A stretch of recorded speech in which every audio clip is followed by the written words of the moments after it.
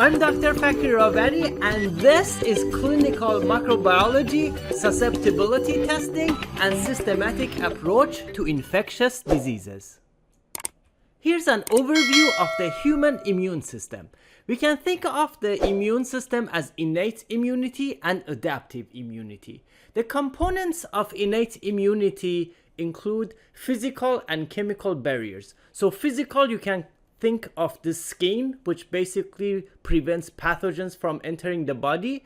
And chemical barriers, you can think of components of the saliva, and perhaps most importantly, the gastric acids that basically kill pathogens. Other components of innate immunity include mucus, the complement system, and innate cells such as macrophages, dendritic cells, granulocytes, natural killer cells.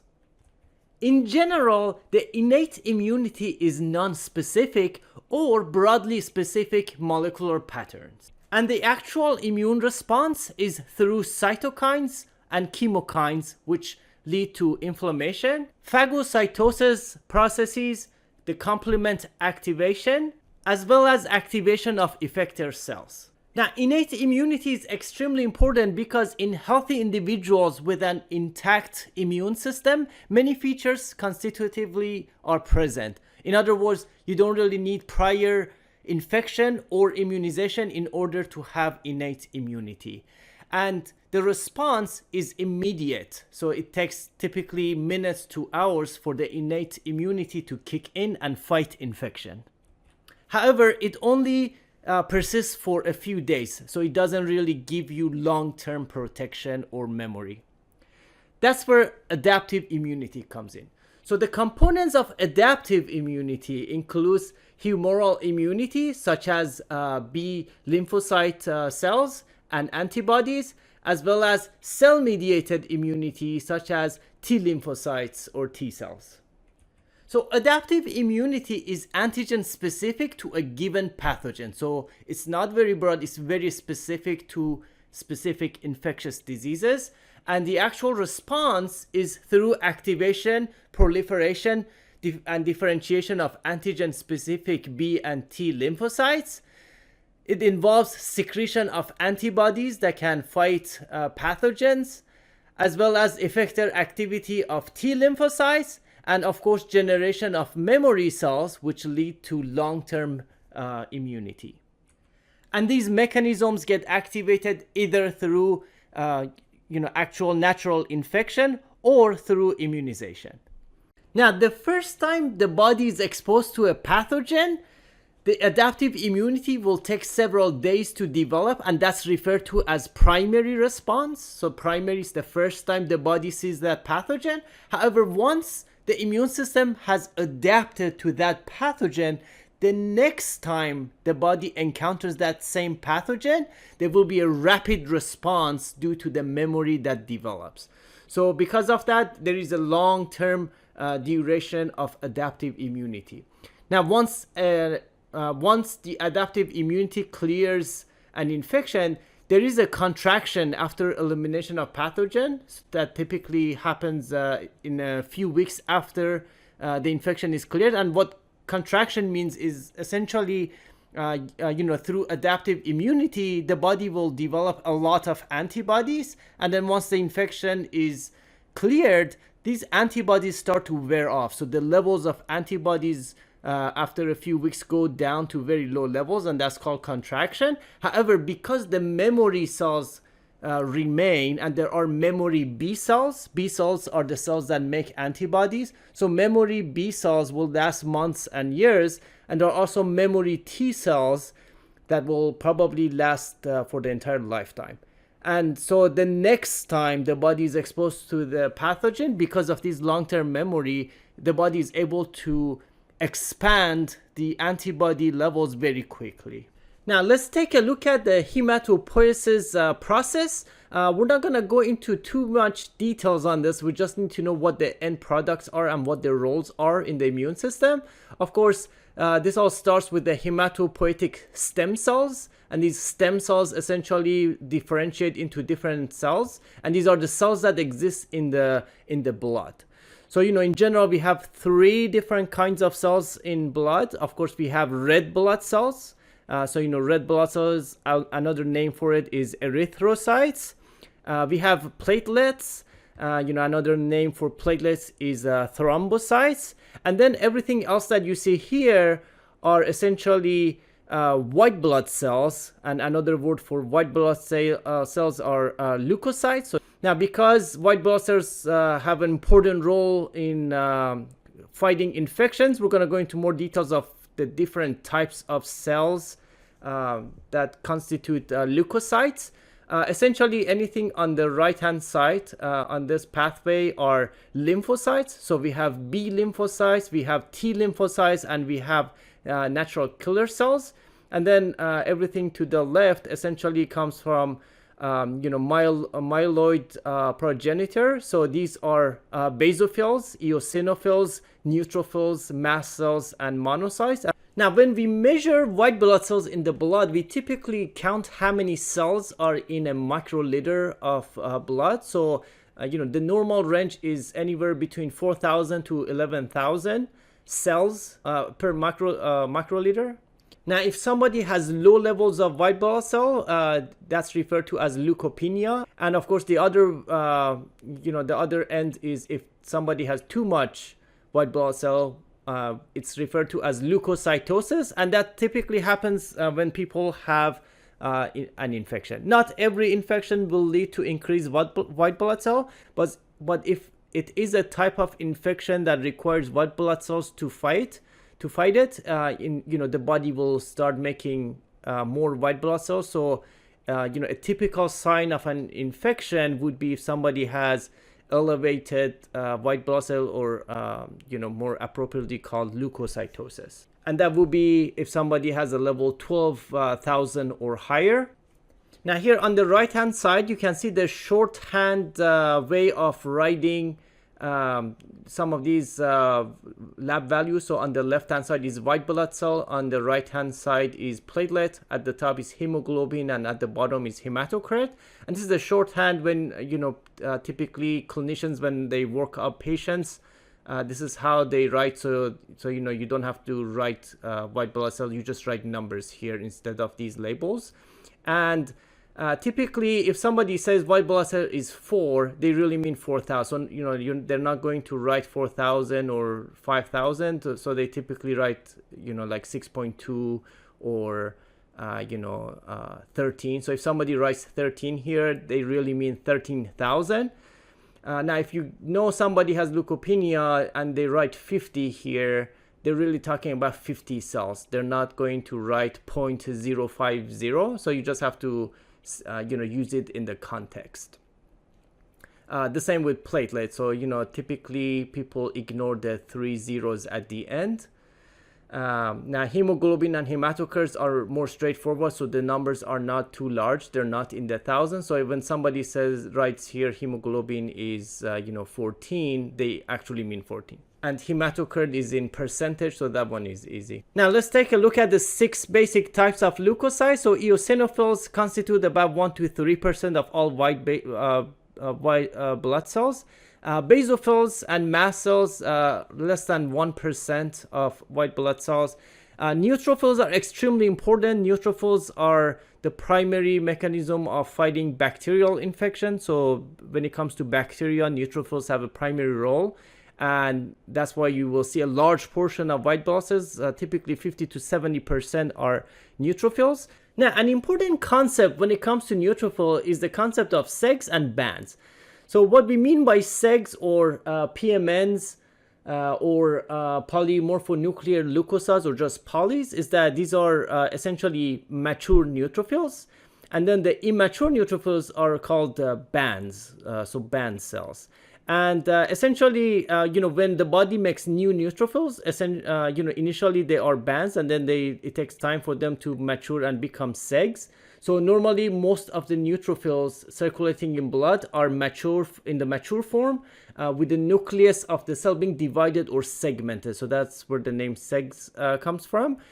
Now, during infection, because the body tries to make more neutrophils than usual, you will see an increase in the band or immature neutrophils, and that's typically referred to as bandemia or left shift. So left shift meaning the cells have shifted to the immature side.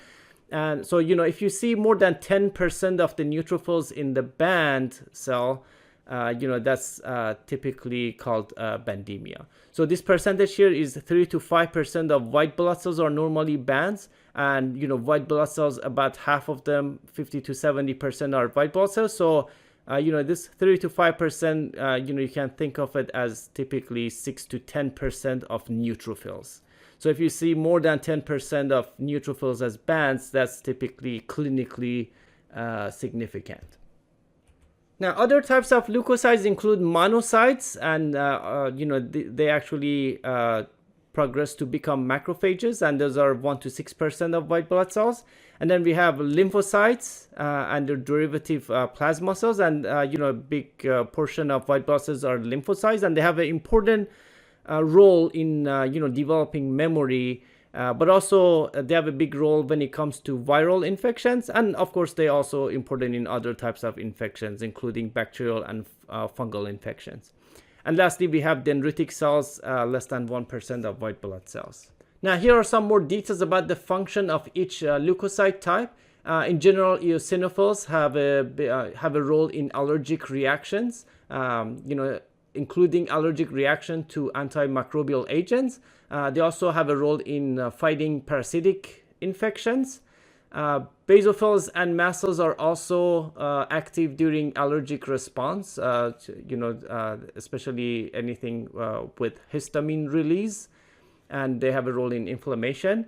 As I mentioned, neutrophils have a big role in bacterial infection, but they're also important in fungal infections. Macrophages are not only important in bacterial infections, but they're also antigen presenting cells, so they activate lymphocytes. And of course, the three types of lymphocytes. B lymphocytes are the ones that result in plasma cells that make antibodies. B lymphocytes themselves are also antigen presenting cells, so they can work with T cells. T cells, there are different types. There are CD4, CD8 that are most commonly important types of T lymphocytes. They are not only important in developing long-lasting memory to bacterial infections, but they also have an important role in fighting viral infections.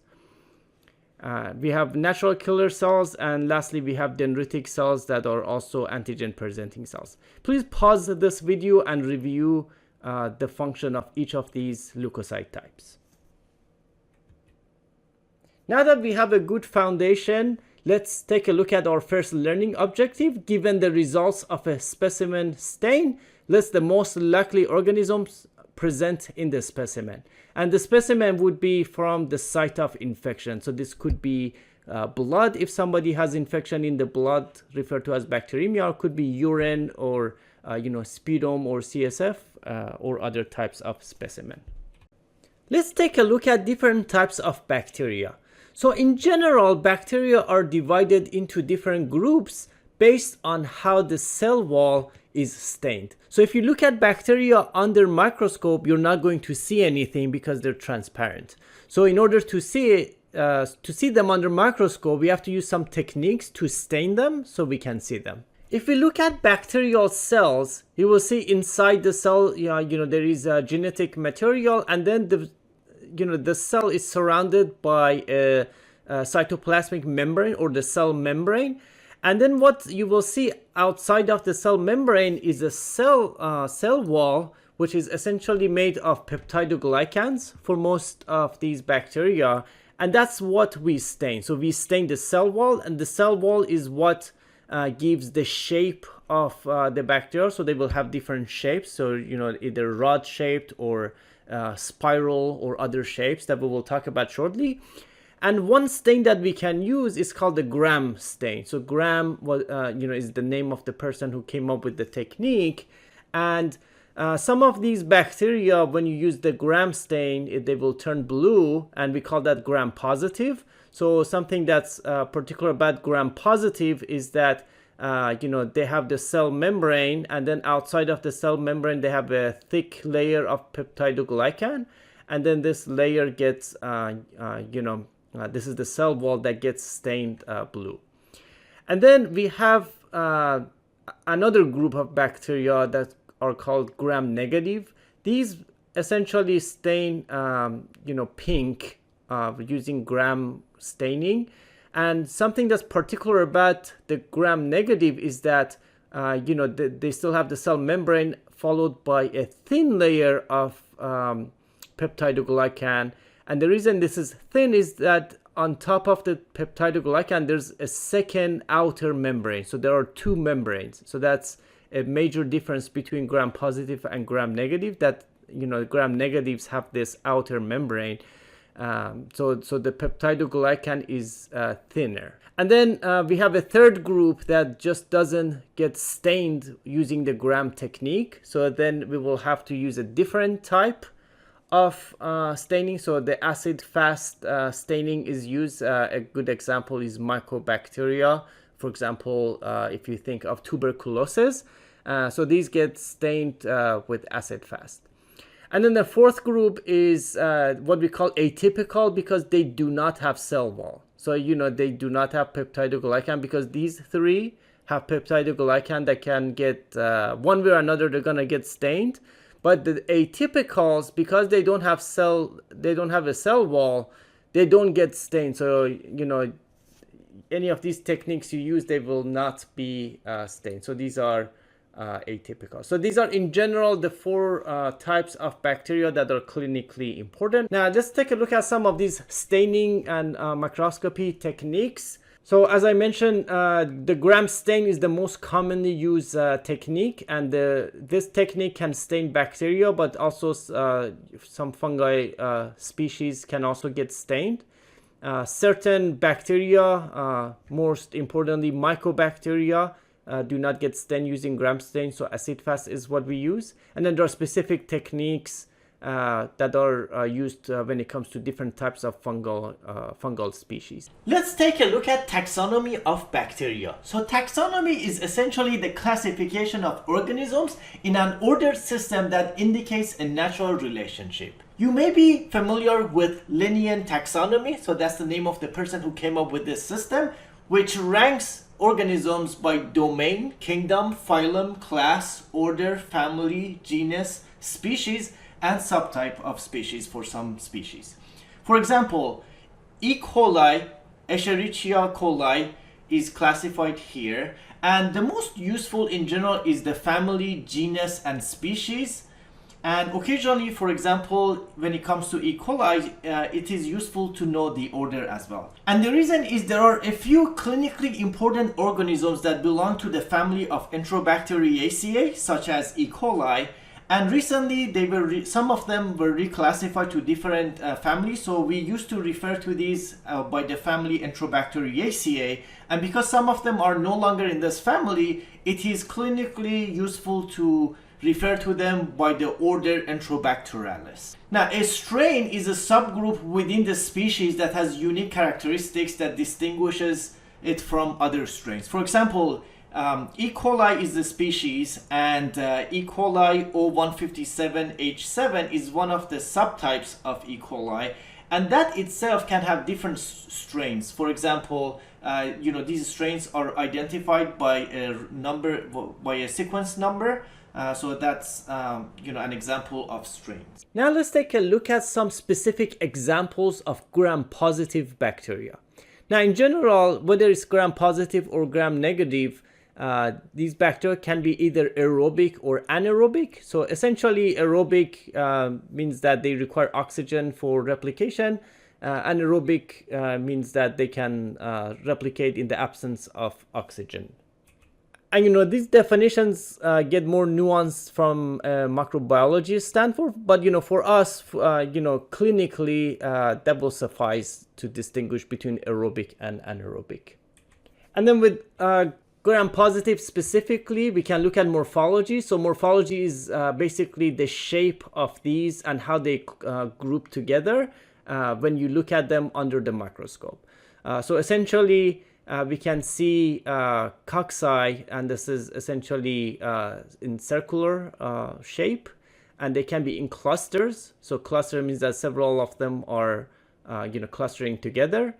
And then you can have cocci, which is essentially circles in pairs or chains. So pairs will be a couple of them, and sometimes that's referred to as diplococci. And then, if you have a chain, they don't cluster. It's just, just like a chain. And then we have rod shape that are called bacillus, and the plural for it would be bacilli. And I should say cocci is a plural. The singular form is coccus. So if you're talking about the single bacterium, it will be a coccus. And then so for gram-positives that look like cocci in clusters, typically there's a test they do, then these tests catalase positive. And then on top of that, in the micro lab, they can do a coagulase test. And if you have coagulase positive, then you have a very important, clinically important organism, Staphylococcus aureus. Okay, and the reason we're talking about this is because it takes some time to identify what the organism is. And if somebody has an infection and we don't know what it is yet, but they look at it under the microscope and they say, well, it looks like cocci in clusters, and we also did a coagulase test and coagulase test was positive, as clinicians we can anticipate Staphylococcus aureus, so we can give appropriate treatment. So that's why we're covering this. We're not trying to become microbiologists, but as clinicians you can use this clinically to help patients. And if they say the coagulase is negative, you have several options, and together all of these are referred to as coagulase negative staph or coagulase negative staphylococcus. And there are several species that are coag negative, and I have listed 4 that are more common. And Staphylococcus lugdunensis is one that can cause severe infection, so that's why I have bolded it. But so these are typically present on the skin. The same with Staphylococcus aureus. All staphylococci are typically present on skin, and occasionally they find their way into the body and cause infection.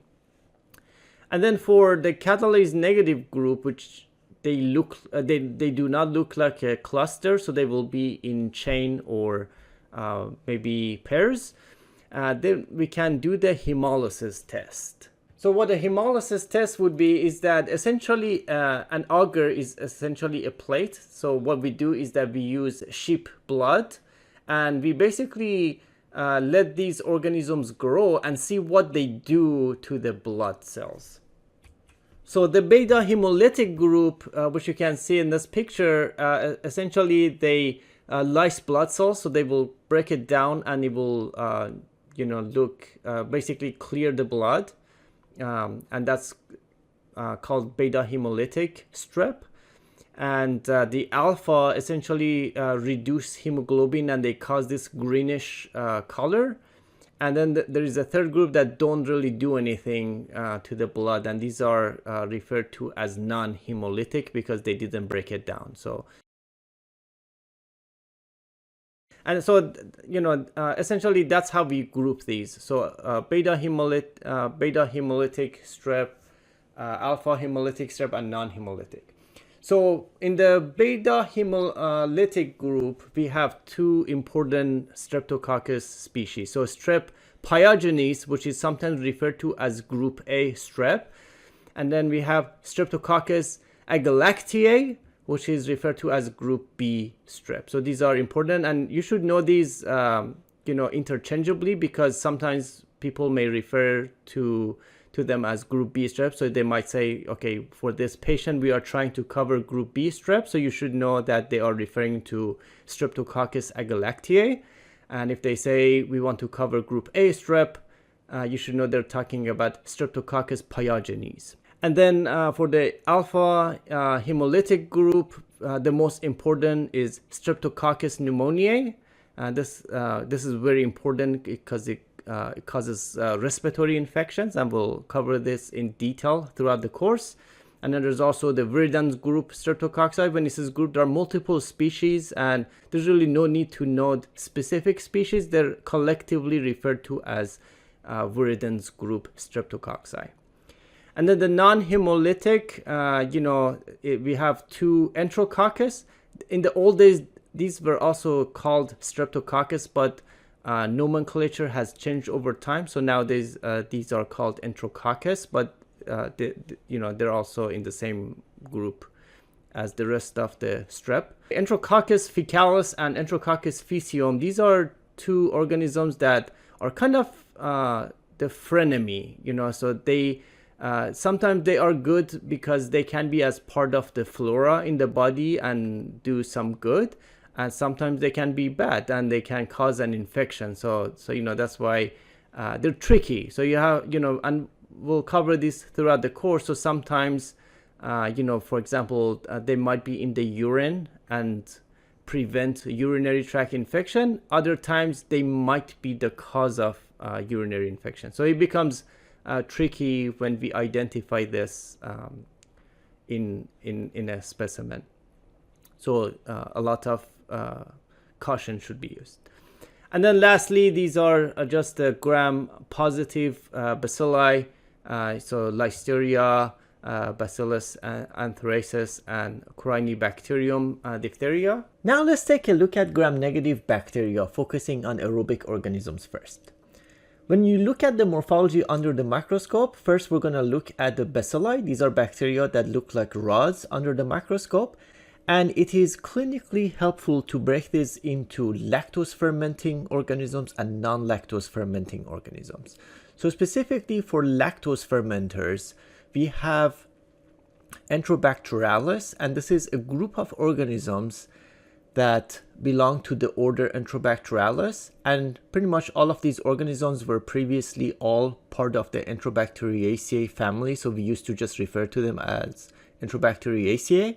But as I will show you on the next slide, is that members of Enterobacteriaceae were reclassified in different families. So now in the clinical world, at least, we refer to all these organisms, and there are more organisms than what's listed here, but we refer to them as Enterobacterialis or enteric organisms. And that includes E. coli, so Escherichia or Escherichia coli, Klebsiella species, Enterobacter cloaceae, Citrobacter species, Serratia species, Providentia species, and Protea species, among others.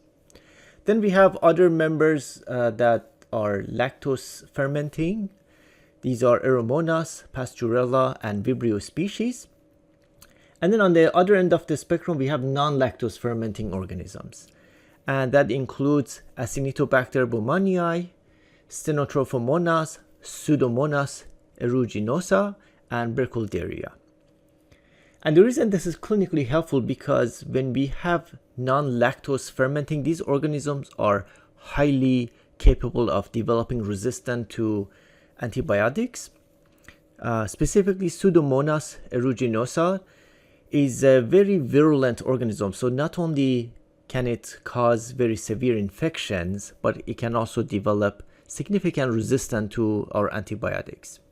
Another significant organism here is Acinetobacter baumannii, which relative to Pseudomonas may be less virulent, so less likely to cause more severe infections, but still pretty capable of developing severe infections, but significantly more likely to have resistance compared to Pseudomonas. So these are very highly resistant organisms. Then we have cocci. So these are the ones that look like a circle or a ball under the microscope. We have Neisseria meningitidis, Neisseria gonorrhoeae, Haemophilus influenzae, and Moraxella catarrhalis. Of note, H. flu or Haemophilus influenzae and Moraxella catarrhalis or M. catarrhalis. These are coccobacilli. In other words, under the microscope, they kind of look somewhere between between cocci and bacilli. Then we have spirochetes. These are organisms that look like a spring under the microscope. That includes Treponema pallidum, which can cause syphilis, as well as Borrelia burgdorferi, which can cause Lyme disease. So here's the reclassification of Enterobacterialis, which occurred around 2020.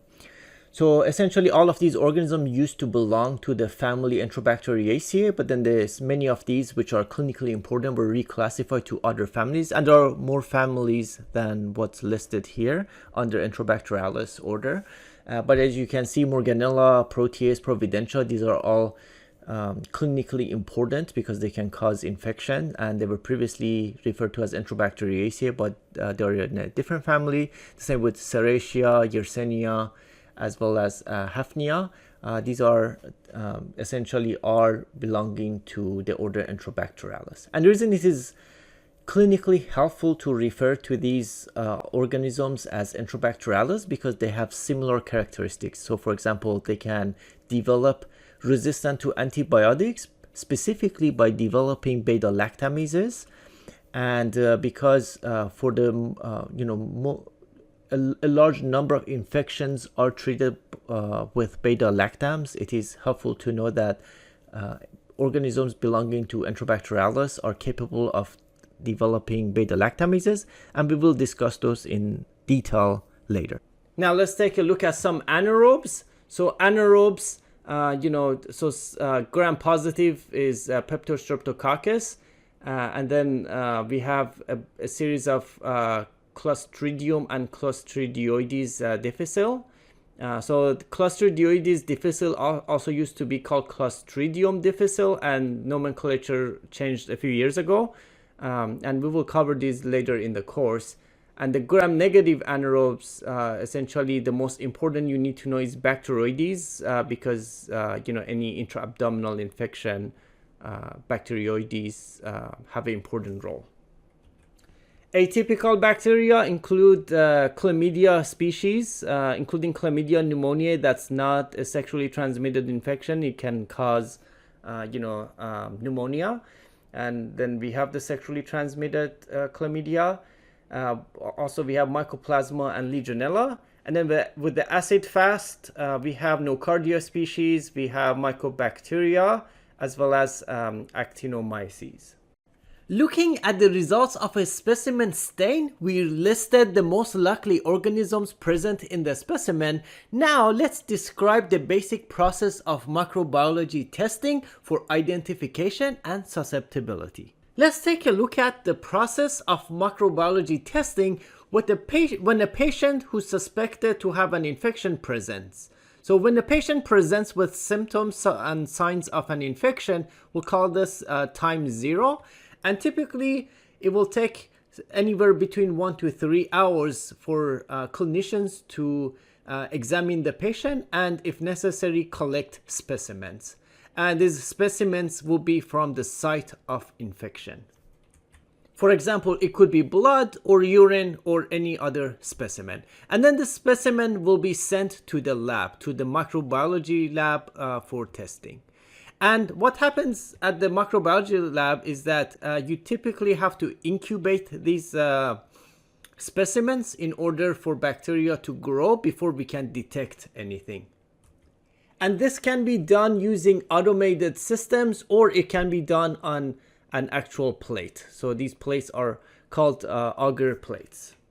And what they are is that they essentially have nutrients in them for bacteria to grow, and you just let them sit there and incubate under the right temperature for bacteria to grow. And then after a while, typically anywhere between a few hours to a few days, depending on the organism, we may start to find colonies of the organism. Now, of course, it's possible that nothing may grow. So, sometimes it will be difficult to identify. But if there is a specific organism that will be identified, it will be growing typically between 12 hours to 5 days. And depending on what type of infection we are suspecting in the patient, if we think that it might be an organism that's a very slow grower, it would be wise to keep the specimen for beyond 5 days in order to give it enough time to grow. Now, if something does grow, that's when, typically they start to stain it and then look at it under the microscope. So while the process of staining, is not time consuming, now if you look at the entire process, it typically takes somewhere between, half a day to a day, if not more, before they can actually look at it, stain it, and identify, if it's bacterial infection, whether it's gram-positive, gram-negative, or atypical, and then look under microscope to look at morphology.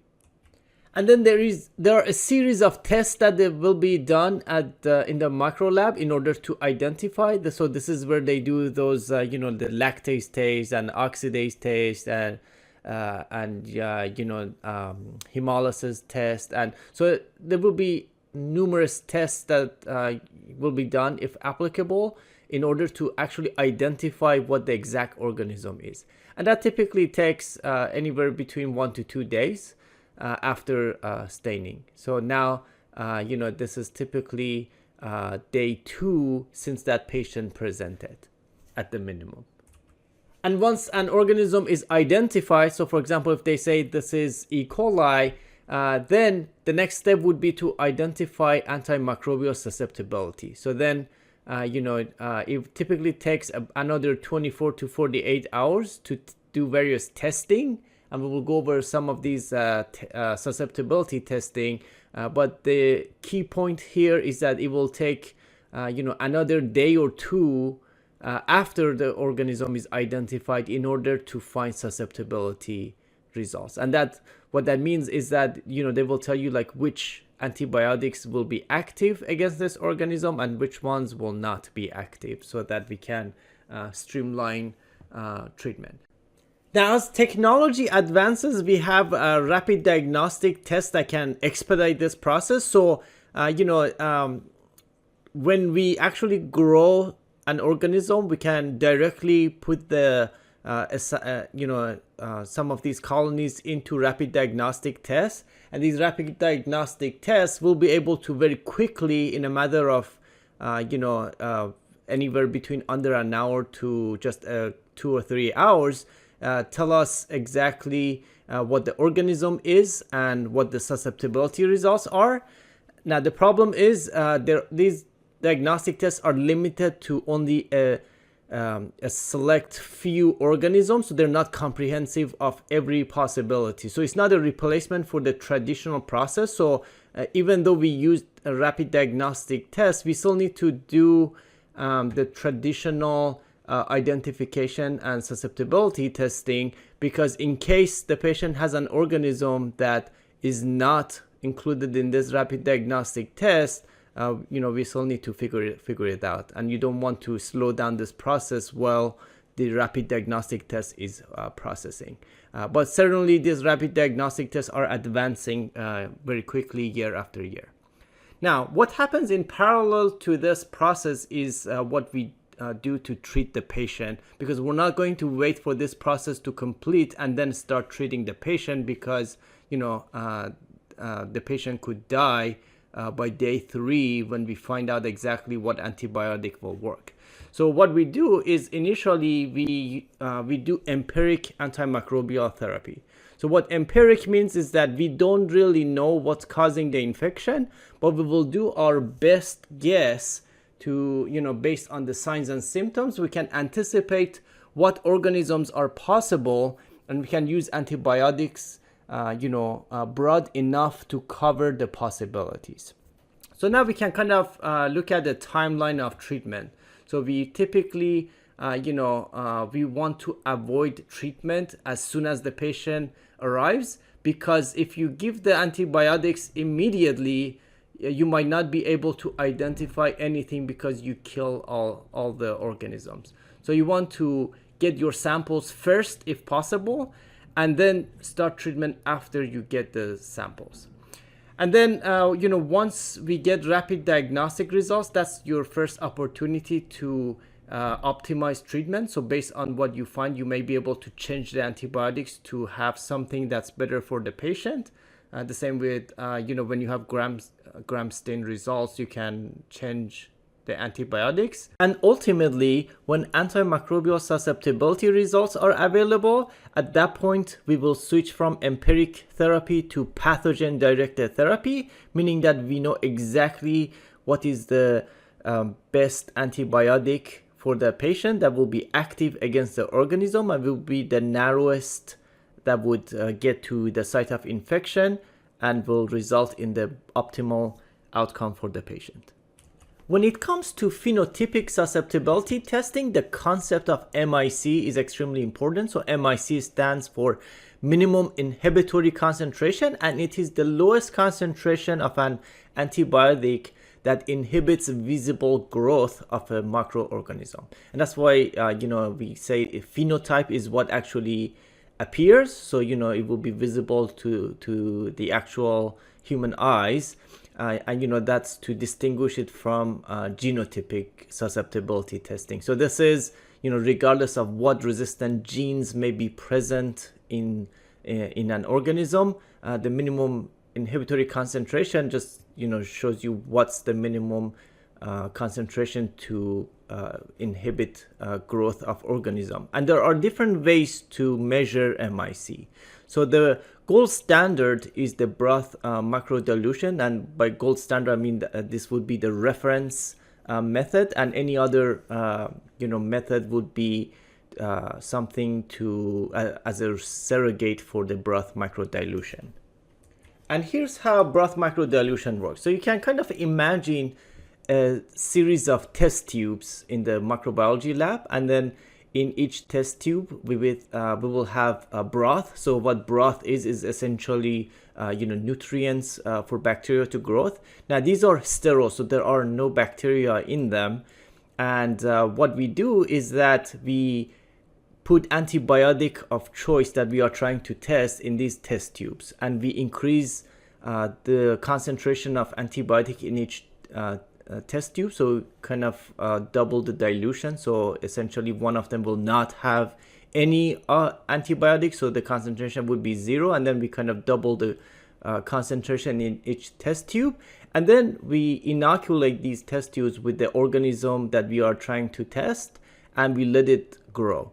And then after the incubation period is over, we can see that it actually, the growth becomes visible. So you can see that it has become cloudy, or the color may have changed. And then you can see at what concentration nothing grew. So for example, in this example, you can see that at the concentration of 64 and above, nothing was growing. So the minimum concentration was needed to kill the organism in this example is 64, because a concentration of 32, the organism was growing in the test tube, but at 64 or higher, nothing was growing in the test tube. And that's how they measure the minimum inhibitory concentration for a specific antibiotic. And MICs, so every antibiotic has a different MIC for each organism that it covers. So if you have antibiotic A, it will have MIC for E. coli, let's say. It will also have a different MIC for Klebsiella, and so forth, if the antibiotic A is active against these organisms. And then the same when you go to a different antibiotic, you have to measure the MIC for that different antibiotic for each organism. Now, another method to do is disk diffusion, also referred to as Kirby-Bauer method. And the way this works is that essentially, instead of test tubes, which you can imagine that it will be very labor intensive, so broth microdilution takes a lot of space and requires a lot of labor, so it may not be feasible. And that's why we say it's a reference method. So a much more feasible method would be disk diffusion, and here's how it works. So instead of test tubes, you have an agar plate. So again, this plate is sterile. What's on the plate is nutrients for bacteria to grow, and what we do is that you inoculate the agar plate with the organism that we're trying to test, and then immediately after we inoculate the plate, we place several discs. So these discs are essentially different antibiotics. So each disc has a certain concentration of the antibiotic, and when you place these discs in the region near each disc, this antibiotic starts to diffuse, and the further you go from the center of the disc, the concentration drops. Okay, and then at some point when you go too far from that disc, that specific antibiotic may not be present. So each disc has a different antibiotics. So you are simultaneously testing multiple antibiotics for this particular organism. And then if you have multiple organisms, then you will have one plate for each organism. So you can have several plates set up. And then you let it grow. So after the incubation period, you kind of can see that there are, there is essentially a lawn of the organism that grows. And if the organism is susceptible to that antibiotic, there will be a zone of inhibition. In other words, because antibiotics have diffused in this region, the organism will not be growing. And if it's resistant to it, you can see that the organism will grow through the disc. Essentially means that that antibiotic was not active. And then we can kind of correlate this to some, whether it's, is it really susceptible, or is there some sort of intermediate resistance going on? So we can measure the zone of inhibition. So you can see this is a circle. They can actually measure what's the diameter of this zone, because as you can see, some of them have a smaller diameter, others have larger diameter. So the larger the diameter means the more active the antibiotic is. And we'll talk about how to interpret this zone of inhibition shortly. And of course, if it goes through the disc, that means that the organism is completely resistant to that antibiotic. So that's disc diffusion. And then another method, this diffusion only tells you if it's susceptible, intermediate, or resistant. It doesn't really give you MIC. Okay, so broth microdilution will give you MIC, and then based on the MIC, we can decide if an organism is susceptible, intermediate, or resistant to the given antibiotic. This diffusion only tells you if it's susceptible, intermediate, or resistant without the MIC. So another way to do it in order to get the MIC is the e-test. So the way e-test works is similar to disc diffusion.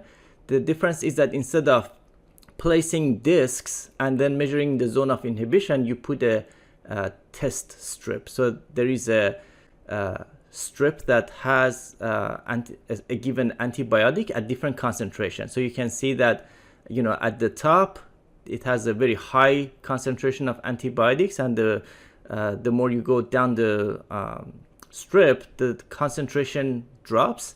And then, again, you inoculate the plate, you place the strip, and you let it incubate. And then after incubation, you can kind of see a zone of inhibition, and then you can see at what concentration the antibiotic stopped inhibiting growth. So that would be your MIC. So in this example, we can see that it stopped growing at concentration of 0.126 or higher. So the MIC would be that number, 0.126. So that's something that's also done in practice. And another way that's more commonly used is the automated machine. So there are certain machines that are automated, essentially. So you can see one example in this picture where you essentially load this with your sample. You can test a lot of samples simultaneously. So there are these cartridges that you put in, and you just run the machine, and it may take some time for the machine to run. And then, in a matter of an hour or so, and then it will actually give you MICs. So then you can, get your MIC and interpret it as susceptible, intermediate, or resistant. And this is, these automated systems are most commonly used for majority of the samples. Now the issue is that because these machines are difficult to make, they typically come preloaded with certain antibiotics. So if a new antibiotic comes to the market, it may not be available in this machine, and that's where e-test comes in. So anytime a new antibiotic comes to the market, the manufacturers will make e-tests available so that micro labs can test for susceptibility so they can use the new antibiotic. Now, when you get your MIC results, or if you get results from this diffusion, what they really tell you is, those MICs are essentially in a test tube or on a plate, which we call in vitro, meaning it's not inside a living host. Although we know there is a minimum inhibitory concentration, that doesn't necessarily mean that we would be able to achieve that concentration inside the patient's body. So, it has to do with, the dosing of antibiotics that are safe. Would we be able to achieve that concentration in the patient's body? So in order to interpret that MICs and see if it's feasible to use that antibiotic, there are criteria. So just knowing the MIC doesn't really tell you whether you can use it or not until you interpret it. And the way we interpret it is that we use CLSI is the organization that gives us the interpretive criteria or breakpoints for MICs. And and I will show you how to navigate this document. But essentially, they will tell you for a given organism, for each antibiotic, they will tell you at what MIC cutoffs it will be considered susceptible, intermediate, resistant, and for some of these there will be a susceptible dose dependent, meaning that it would be susceptible as long as you give a certain amount of antibiotic. So if you click the link, you will go to CLSI's website where they will host the M100 document. The M100 document is the one that has interpretive criteria for all antibiotics. So it doesn't have antifungals or antivirals. It's specifically gram positive and gram negative organisms. And then this is available for free, so you can just click to enter as a guest, and then you just make sure you click on M100 document, and this gets updated annually. So for example, next year you will see the 2023 edition. So keep that in mind. And then once you go here, you can use the table of contents, and there is a table for each organism. So if you scroll down, you will see that starting with table 2A, so this one 2A is for Enterobacterialis, and then the next table is for Pseudomonas, the next one is for Acinetobacter, next one is so on and so forth. So if you are looking for breakpoints for specific organism, we're going to use Enterobacterialis for this example. So if you click Enterobacterialis, it will take you to the page for Enterobacterialis. And this document is intended for microbiology lab staff. So a lot of this you can ignore. The part that you need when you look at the breakpoints is the table. So you will see that it has columns for susceptible, dose dependent, intermediate, and resistant, and there are two sets of them. So one of them is based on MIC. So if you are using an automated machine that gives you MIC, or if you're using e-test, this is the part you will use.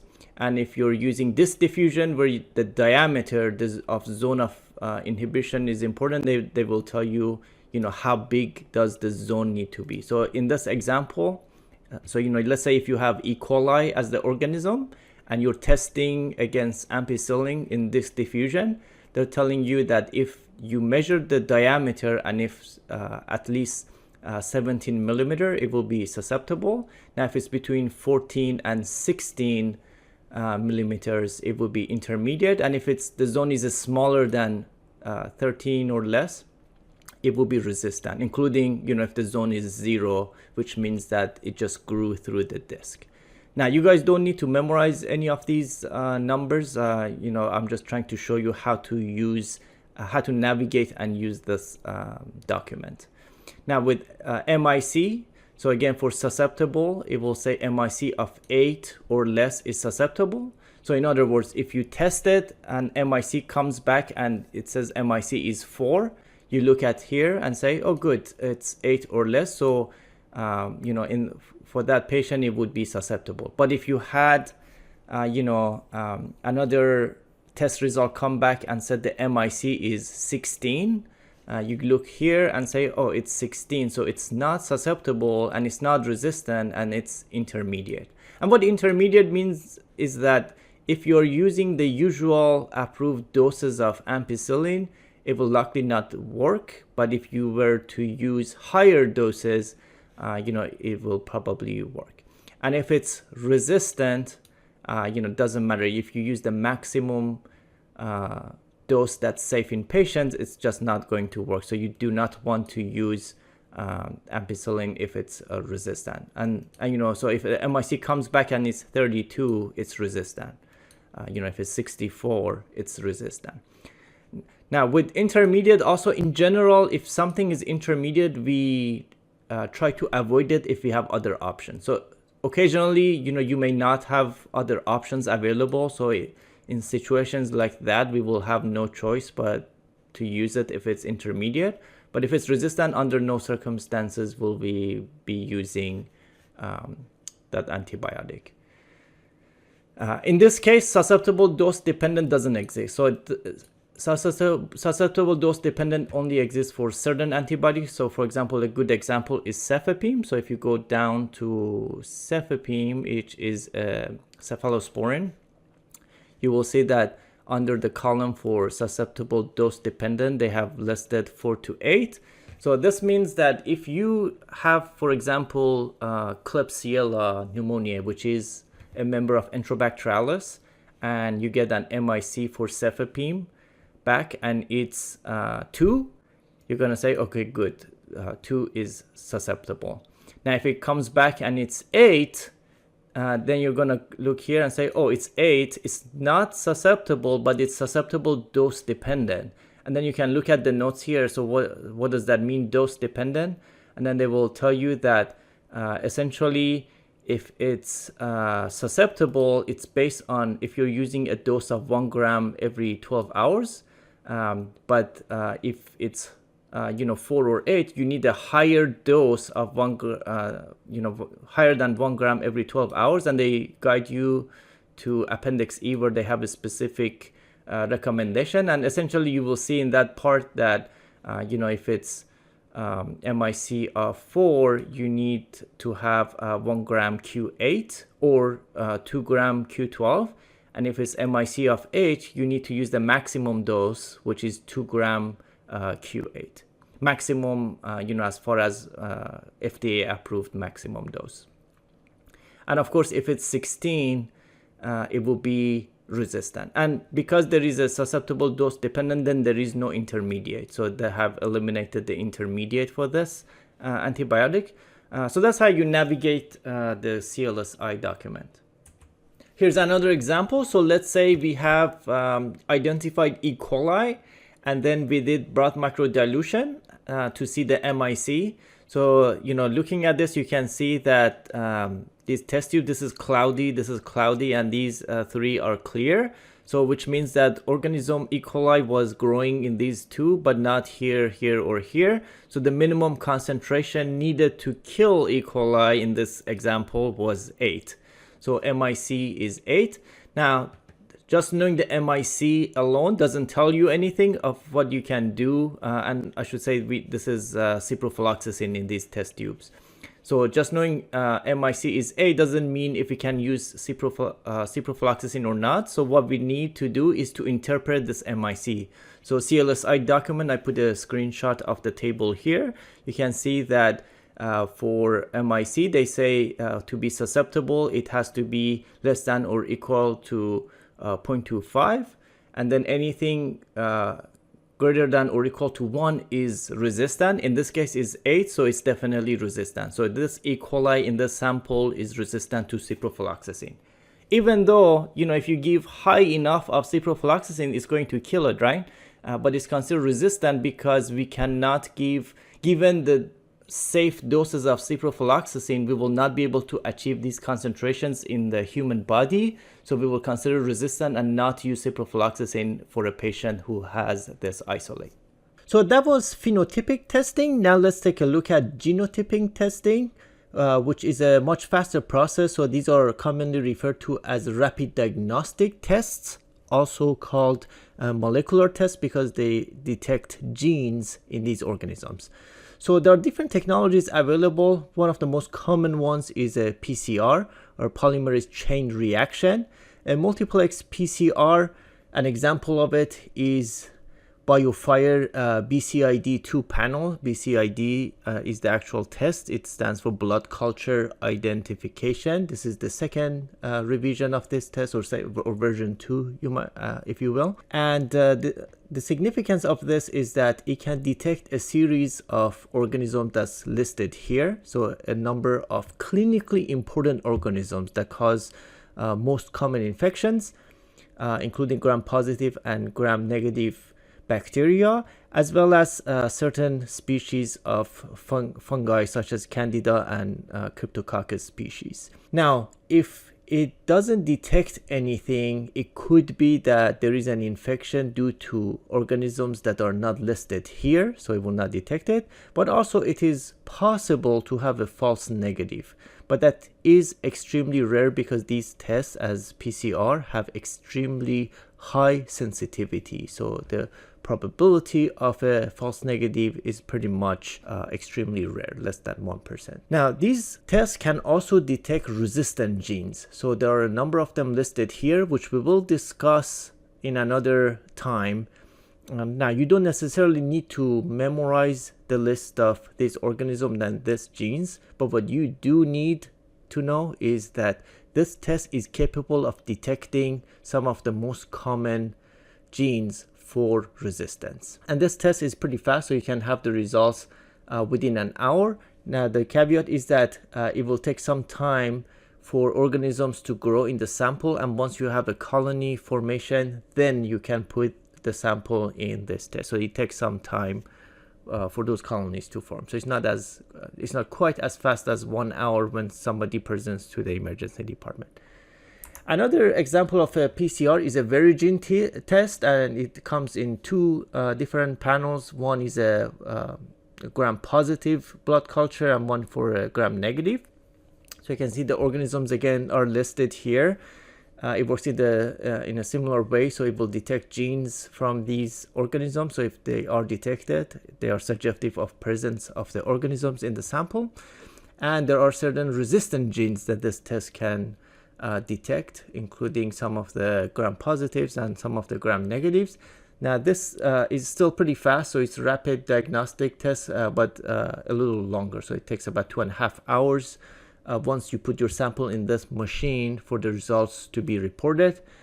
And there is also the NAPLEX BCID test that works in a similar way with similar organisms and resistant genes detected. Now, beyond PCR testing, we have other technologies. So we have MALDI-TOF. MALDI-TOF essentially can detect any bacterial and fungal organism. So it's a very powerful tool and it's pretty quick, so about 30 minutes. However, it cannot detect resistance, and there's a question mark here because it is an area of active research. So, people are researching ways to decode resistance, but clinically at the moment, this is essentially used purely to identify organisms, not necessarily detect resistance. Beyond that, we have FISH, and you can see what these abbreviations stand for, but these are different technologies. So FISH, we have Accelerate Phenotest BC that can detect a number of similar pattern of organisms, so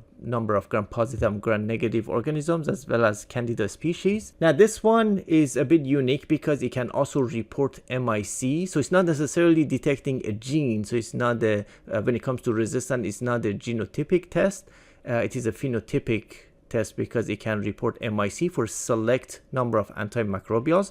So it takes about 2 hours to detect the organisms, and it takes about 7 hours for these MIC results to be reported for Accelerate Phenotest. And last but not least, we have NMR and PCR. So we have a test called T2 bacteria, and this can detect Enterococcus faecium, Staphylococcus aureus, Klebsiella pneumoniae, Pseudomonas aeruginosa, and E. coli. And at the moment, it cannot detect resistance. And this one is very fast. It takes 3 to 5 hours, but it's the time starts directly from the whole blood. So it's significantly faster than the rest of the rapid diagnostics. So if you consider when a patient comes in and we take a sample, for majority of rapid diagnostic tests, it takes some time, typically at least half a day, for this incubation to result in the number of colonies, and then those colonies go into rapid diagnostic tests. T2 bacteria is unique where you can actually take your sample directly from the blood, from the whole blood that was received from the patient without the need for incubation. This goes directly into the T2 bacteria, which significantly improves the time to identification of these organisms. However, the caveat is that, or I should say the downside is that there's only a limited number of organisms that this can detect. But as time goes on, I anticipate that this test will in time be able to detect more organisms as they research and develop this test. Given the results of a specimen stain, we listed the most likely organisms present in the specimen, and we described the basic process of microbiology testing for identification and susceptibility. Now, let's identify the normal human flora and the role in infectious diseases. Let's take a look at the terminology of the human microbiome. The term microbiota in general refers to the collection of all living organisms present in a specific ecosystem or environment. In human microbiota, we're specifically referring to all living organisms, including bacteria, fungi, phages, archaea, and protists that live in the body. And we are specifically talking about these organisms that are not necessarily causing an infection, so these are a normal part of the human health. The term microbiota specifically refers to the fungal component of microbiota. And when we say all living organisms, it essentially does not include viruses because viruses are not considered living organisms. The term microbiome specifically refers to the combination of the microbiota together with the elements that are crucial to their function, including the collective genomes of the microorganisms present. So if you can think of the human genome, which is essentially the genes from the human DNA, so the human genome is around 23,000 genes. When we compare that to the microbiome, the genes present in microbiome are estimated to be somewhere between 3 to 10 million genes up to over 200 million genes. And there's a large variation in this because of inter-individual variation in the microbiota. But that tells you the essentially the scope of how many genes the microbiome contributes to the human health. And because living organisms do not include viruses, there is also the term virome, which comprises bacteriophages or phages that infect bacteria, viruses that infect other cellular microorganisms such as archaea, viruses that infect human cells, and viruses present as transient in food. Let's take a look at the development of human microbiota. So we start at the beginning of life. Although there is debate regarding the existence of the placental microbiome, the current consensus is that the healthy placenta and fetus are devoid of microbiota because of the immune system's effective sterilization, thereby preventing colonization by microbes. In fact, the presence of bacteria in the amniotic fluid contributes to premature birth. Now, upon birth, this is where the human microbiome starts to develop. The first 1,000 days are crucial in developing a healthy microbiome. So that's essentially about the first 3 years of life when the microbiome gets set for life. And of course, throughout life, there is variation to microbiome. It is essentially affected by lifestyle, diet, and other things such as drugs. At birth, through vaginal delivery, The baby will be exposed to vaginal microbiota, hopefully a healthy vaginal microbiota, which includes Lactobacillus species. And this is the first opportunity for the microbiome to differ in persons when you consider babies that are born through a cesarean section. They will essentially be exposed to bacteria from the skin. And this is skin microbiota that are representation of the bacteria in the operating room when where the C-section is done. Now, upon birth, whether through vaginal delivery or C-section, other things that affect the microbiome early in life includes whether the baby is breastfed or formula fed. Human milk has probiotics naturally, so it has bifidobacteria and lactobacillus, whereas formula, it depends on which formula people use. They essentially have to mimic a normal microbiota. Essentially, the consensus right now is that breastfeeding is much healthier for developing a healthy microbiome, whereas formula feeding deviates from a natural microbiome development. Now, when it comes to infectious diseases, it is helpful to know which sites in the body are sterile. So essentially, in general, it's considered that all internal organs are sterile, so organisms are not supposed to be there. So for example, blood is considered sterile. So if you have a healthy person, if you take their blood sample and culture it, nothing should grow. The same is true with central nervous system, cerebral spinal fluid or CSF, liver and spleen. In fact, the liver and the spleen have a role in clearing the blood and catching if organisms are, if bacteria make their way into the blood, the liver and the spleen have a role in clearing them. The kidneys are supposed to be sterile, and the lower bronchi and alveolar are considered sterile. And there's a question mark here. It's a matter of how deep you go into the lungs, because there is a lung microbiome. So it's a matter of how deep you go into the lung. And bladder, for some individuals may have bacteria present in their bladder without having an infection. But early in life, especially younger men, essentially have a sterile bladder. But as people get older, especially older men are likely to start to have organisms in their urine. In women throughout life, although many women have a sterile urine, it is not uncommon to have women have organisms as part of their urine microbiome. Now let's consider other sites where it is usual to have bacteria present. So the skin is notorious for having gram-positive organisms, so Staphylococcus epidermidis. In fact, the term epidermidis means above the skin. Other organisms, Streptococcus pyogenes, Staphylococcus aureus, Corynebacterium, Cutibacterium, and there are many other organisms that are not listed.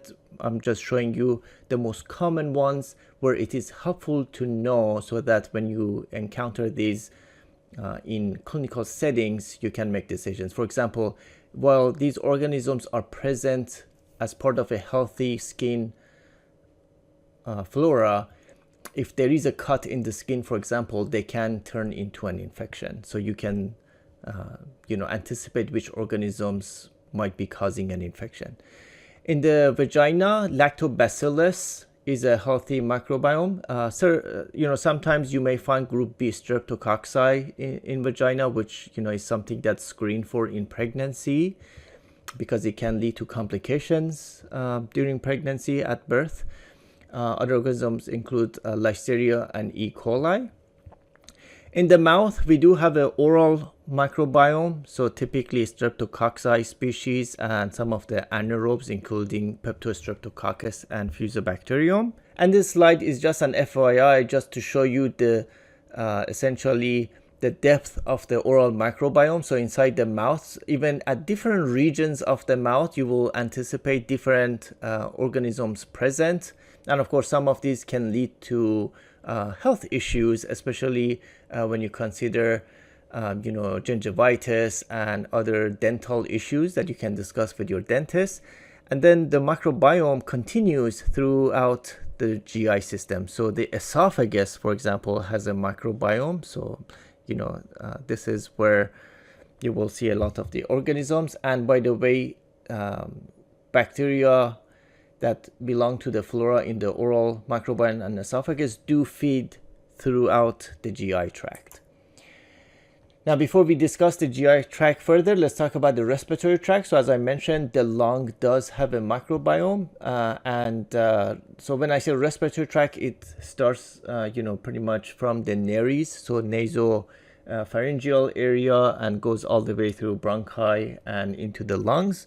But the further you go into the lungs, the less likely to have organisms present. So the respiratory pathogens or bacteria, I should say, include Staphylococcus aureus that may be present in the nose, for example, Streptococcus pneumoniae and other streptococci. Some of the gram-negatives include Haemophilus influenzae, Moraxella catarrhalis, Neisseria meningitidis, Peptostreptococcus, and Fusobacterium. And again, the presence of these organisms doesn't necessarily mean an infection. They are part of the lung microbiome, but when you do develop a respiratory infection, these are the organisms that might be causing them. So here's a look at the respiratory tract. So you can see that at the nasal.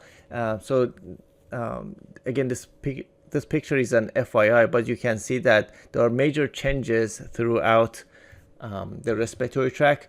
Of note is that the pH actually increases as you go deeper, which means that, in general, the acidic environment helps prevent the presence of organisms, but as the acidic environment reduces, it creates an opportunity to bacteria to grow. However, there are other mechanisms to prevent bacteria to go deep into the lungs. So there are, for example, coughing and other ciliary movement that prevent the movement of bacteria into the lungs. So you can see that when you look at the density of microbiota, essentially, the numbers increase somewhat as the pH increases, so meaning it becomes a more basic environment as opposed to an acidic environment. But then the numbers drop just because there are mechanisms to prevent bacteria to flow deep into the lungs. Now let's go and talk about the rest of the GI tract. So we talked about oral microbiome and the esophagus. Then once you get to the stomach, it's highly acidic, so a lot of bacteria and other organisms die once they make it to the stomach.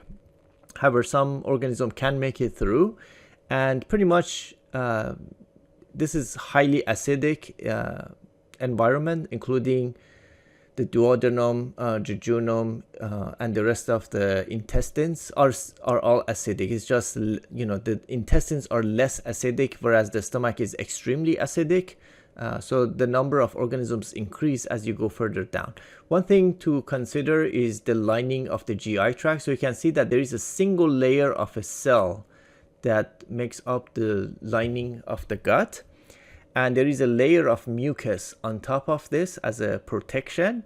And on top of the mucus is where your microbiome essentially exists. That's where fiber from the diet will come in, and these bacteria will consume it. And occasionally they can make it through the mucus if there is an interruption of the system. And another characteristic of this is that there are microbial communities. So these bacteria essentially live together as part of communities. So they are pretty resilient. So, as you can imagine, the bowel movements that occur, essentially they stick around, and the next time a meal comes in, they are able to reproduce and, digest food and essentially ferment the fiber that comes through the diet, and they continue to replicate. In fact, more than 50% of the weight of feces that come out of the rectum is bacteria, like pure bacterial mass. Now here's a look at, as we progress from the stomach all the way through the intestines, you can see that bacterial load increases significantly. Another thing to consider is that oxygen levels actually decrease. So the further you go from the stomach, the more you are going to have anaerobic organisms. And of course, the pH will increase. And again, I will say that although the pH increases significantly throughout, this is still an acidic environment. So there's still going to be pH less than 7.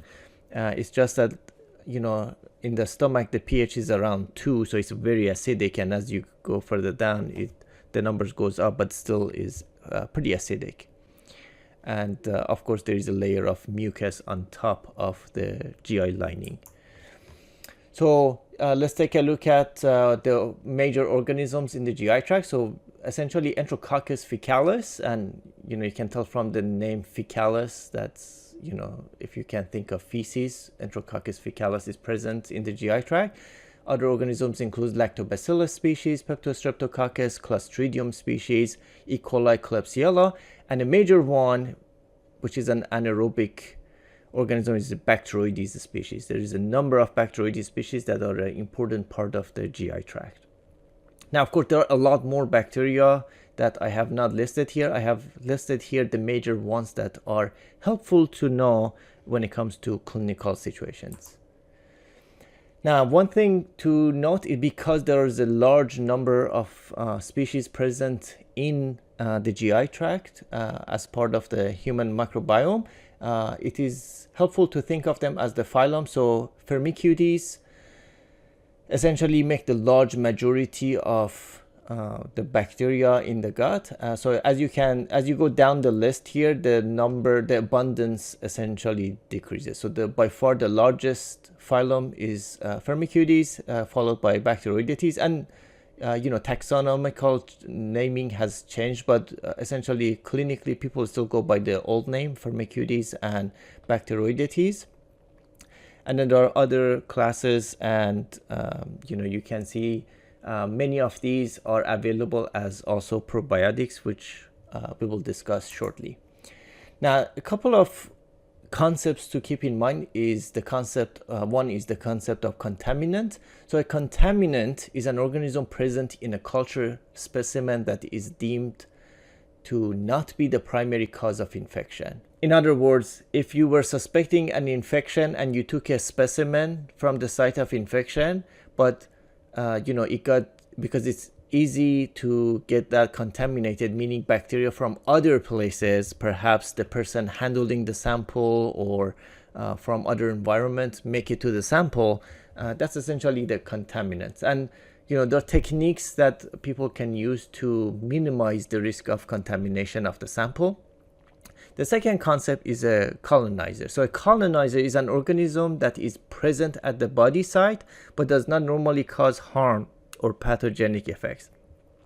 In other words, if you were suspecting an infection and you found an organism at the site of infection, that may or may not have caused the infection. So if you didn't think, just because you found this organism, it could have been an innocent bystander, which we call a colonizer.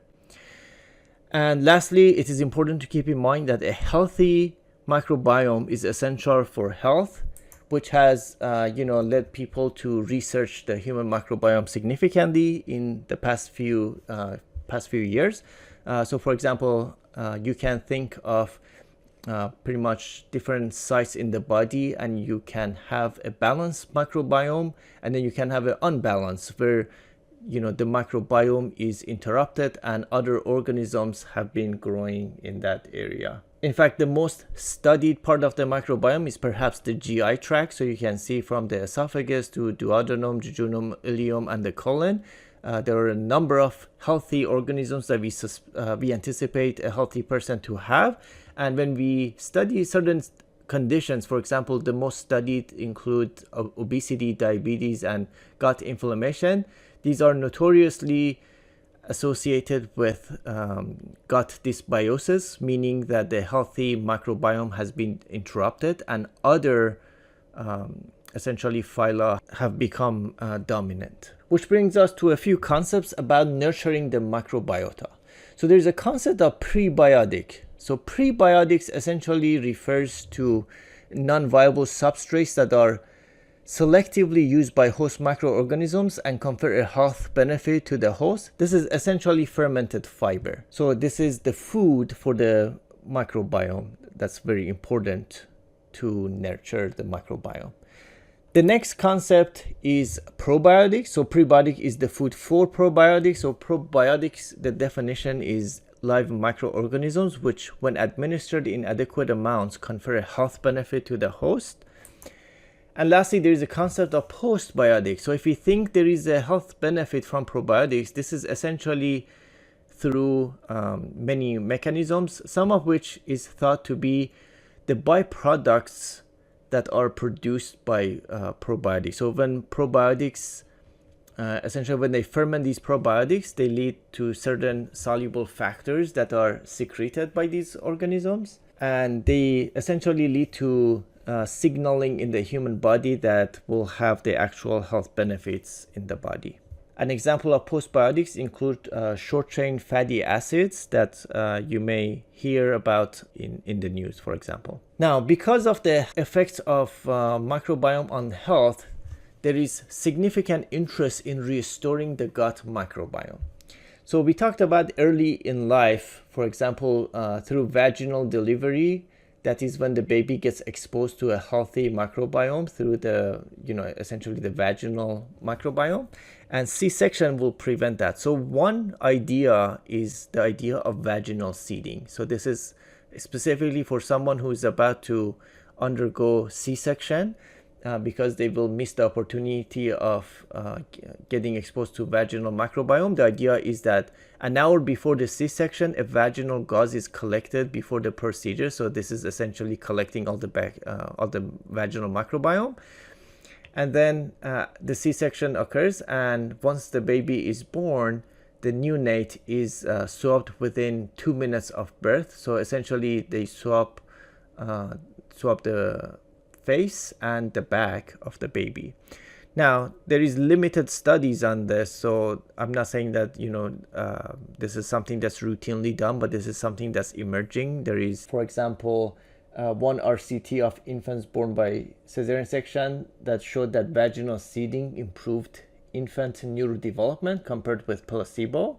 And more importantly, it showed that vaginal seeding was safe. And the reference is down here. And more human studies are needed for this, but this is a promising strategy. Another thing that people are looking into is the fecal matter transplant. So essentially for people who have dysbiosis, if you get a fecal sample from a healthy person and you process it to get all the healthy microorganism, and then you administer it through colonoscopy, for example, to replenish the organisms in the gut. And this has mostly been studied in treatment of Clostridioides difficile colitis infections, but there is also emerging evidence in other conditions through these mechanisms. But certainly more studies are needed.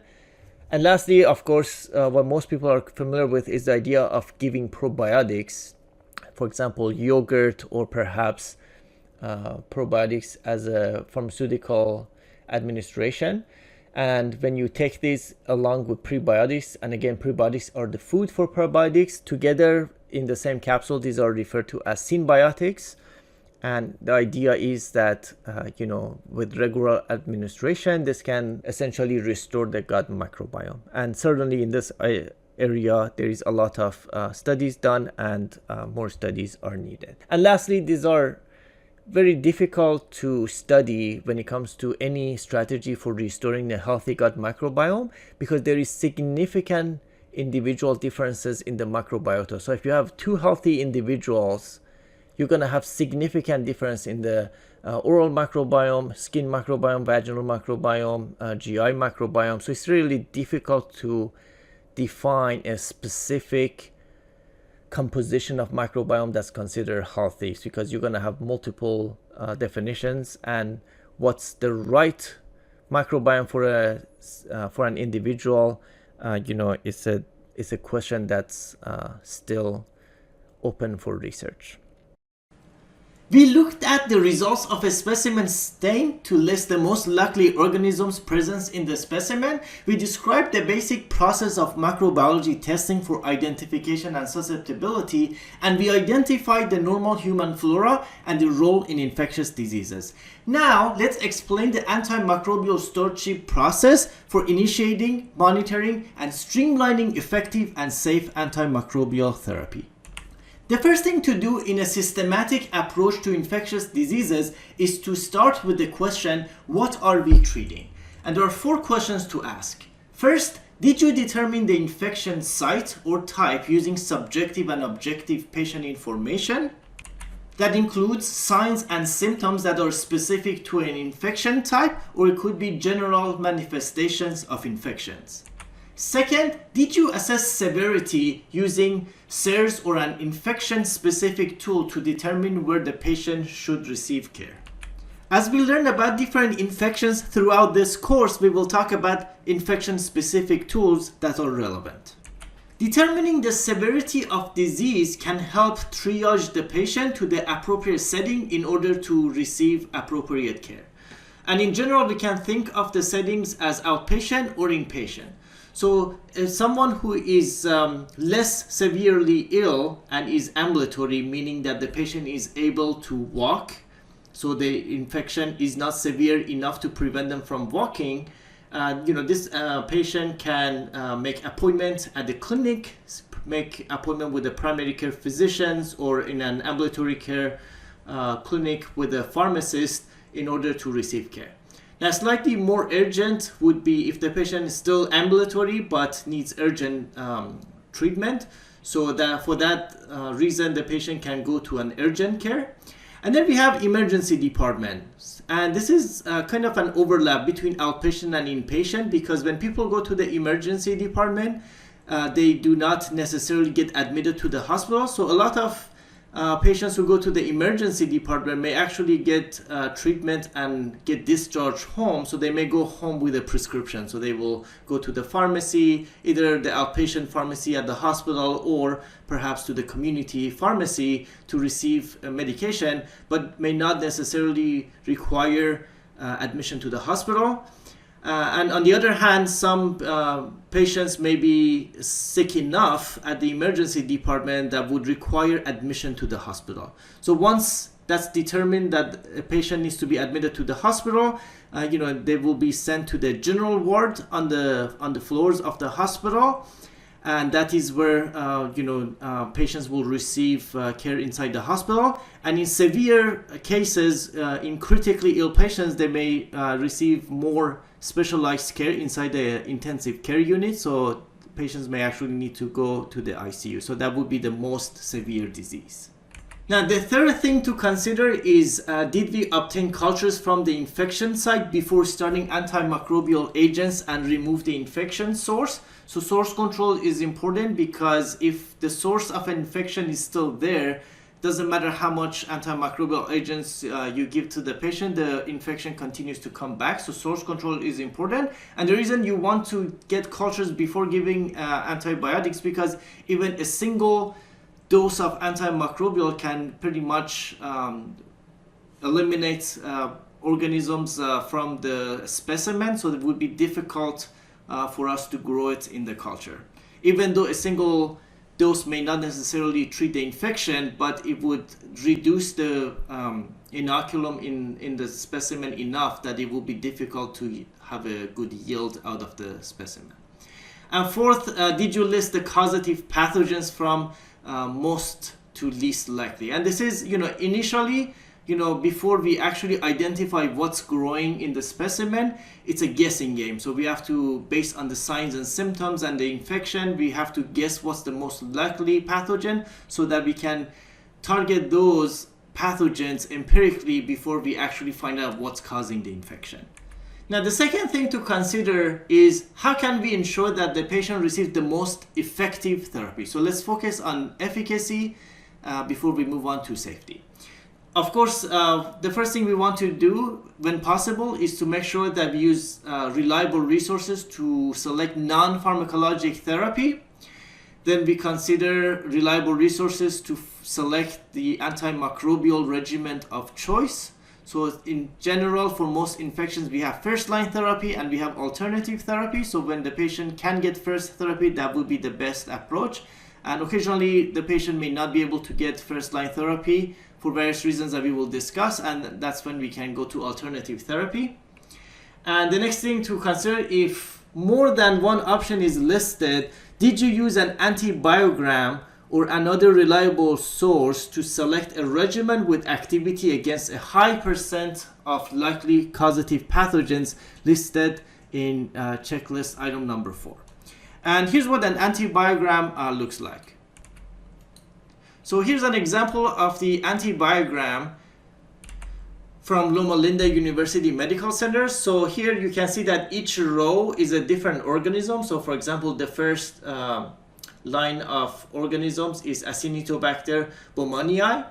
And then this, in the second column, they're showing you the number of isolates. So isolate means, pretty much how many times this organism was growing inside the microbiology laboratory. So for example, if we had, and these are unique to a patient. So in other words, if we sent 2 blood samples from the same patient and E. coli grew in both, that counts as one isolate. Okay, so if you had multiple patients, so it essentially tells you over the time period that this antibiogram is reporting. During that time period, this organism was isolated in the lab 53 times. And then they're reporting you their susceptibility, the percentage susceptible to each antibiotic. So if there is a dash, that means they just did not test against that antibiotic because they're not routinely tested. So it's reported for things that are routinely tested. So for example, ceftriaxone. So when they checked susceptibility of Acinetobacter to ceftriaxone, it was susceptible 17% of the time. So that's pretty bad. Only 17% of the isolates were susceptible to ceftriaxone, whereas when you compare that to meropenem, that's slightly better. So that's 30% of the time.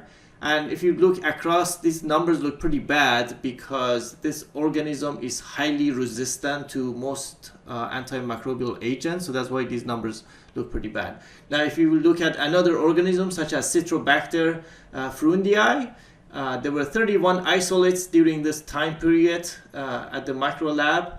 35% of these were susceptible to ampicillin.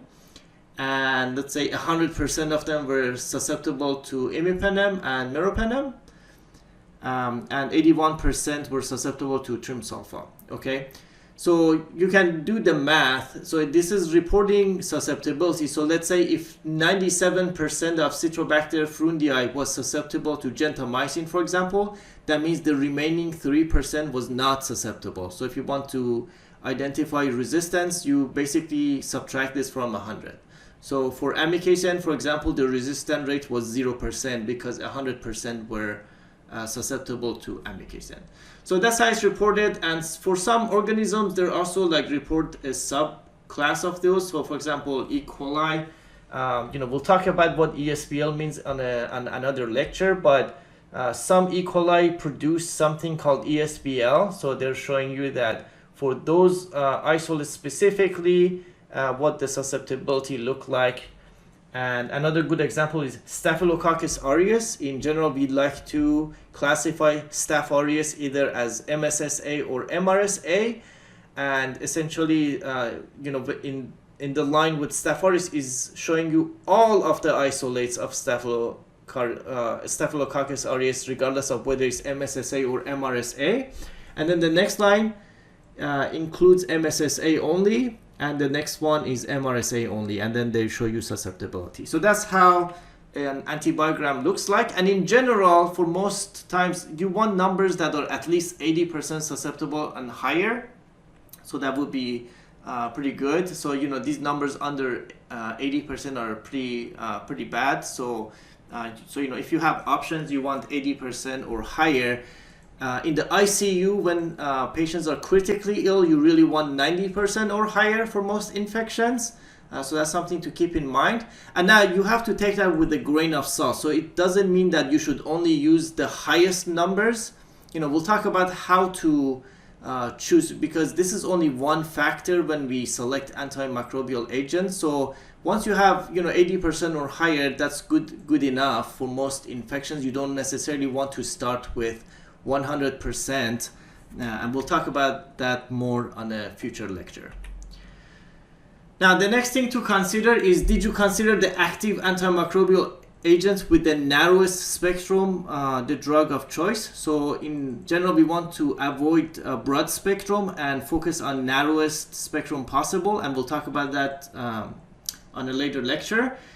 And penetration is also important. So depending on the type of infection you're treating, you want to make sure that the antimicrobial agent actually penetrates to the site.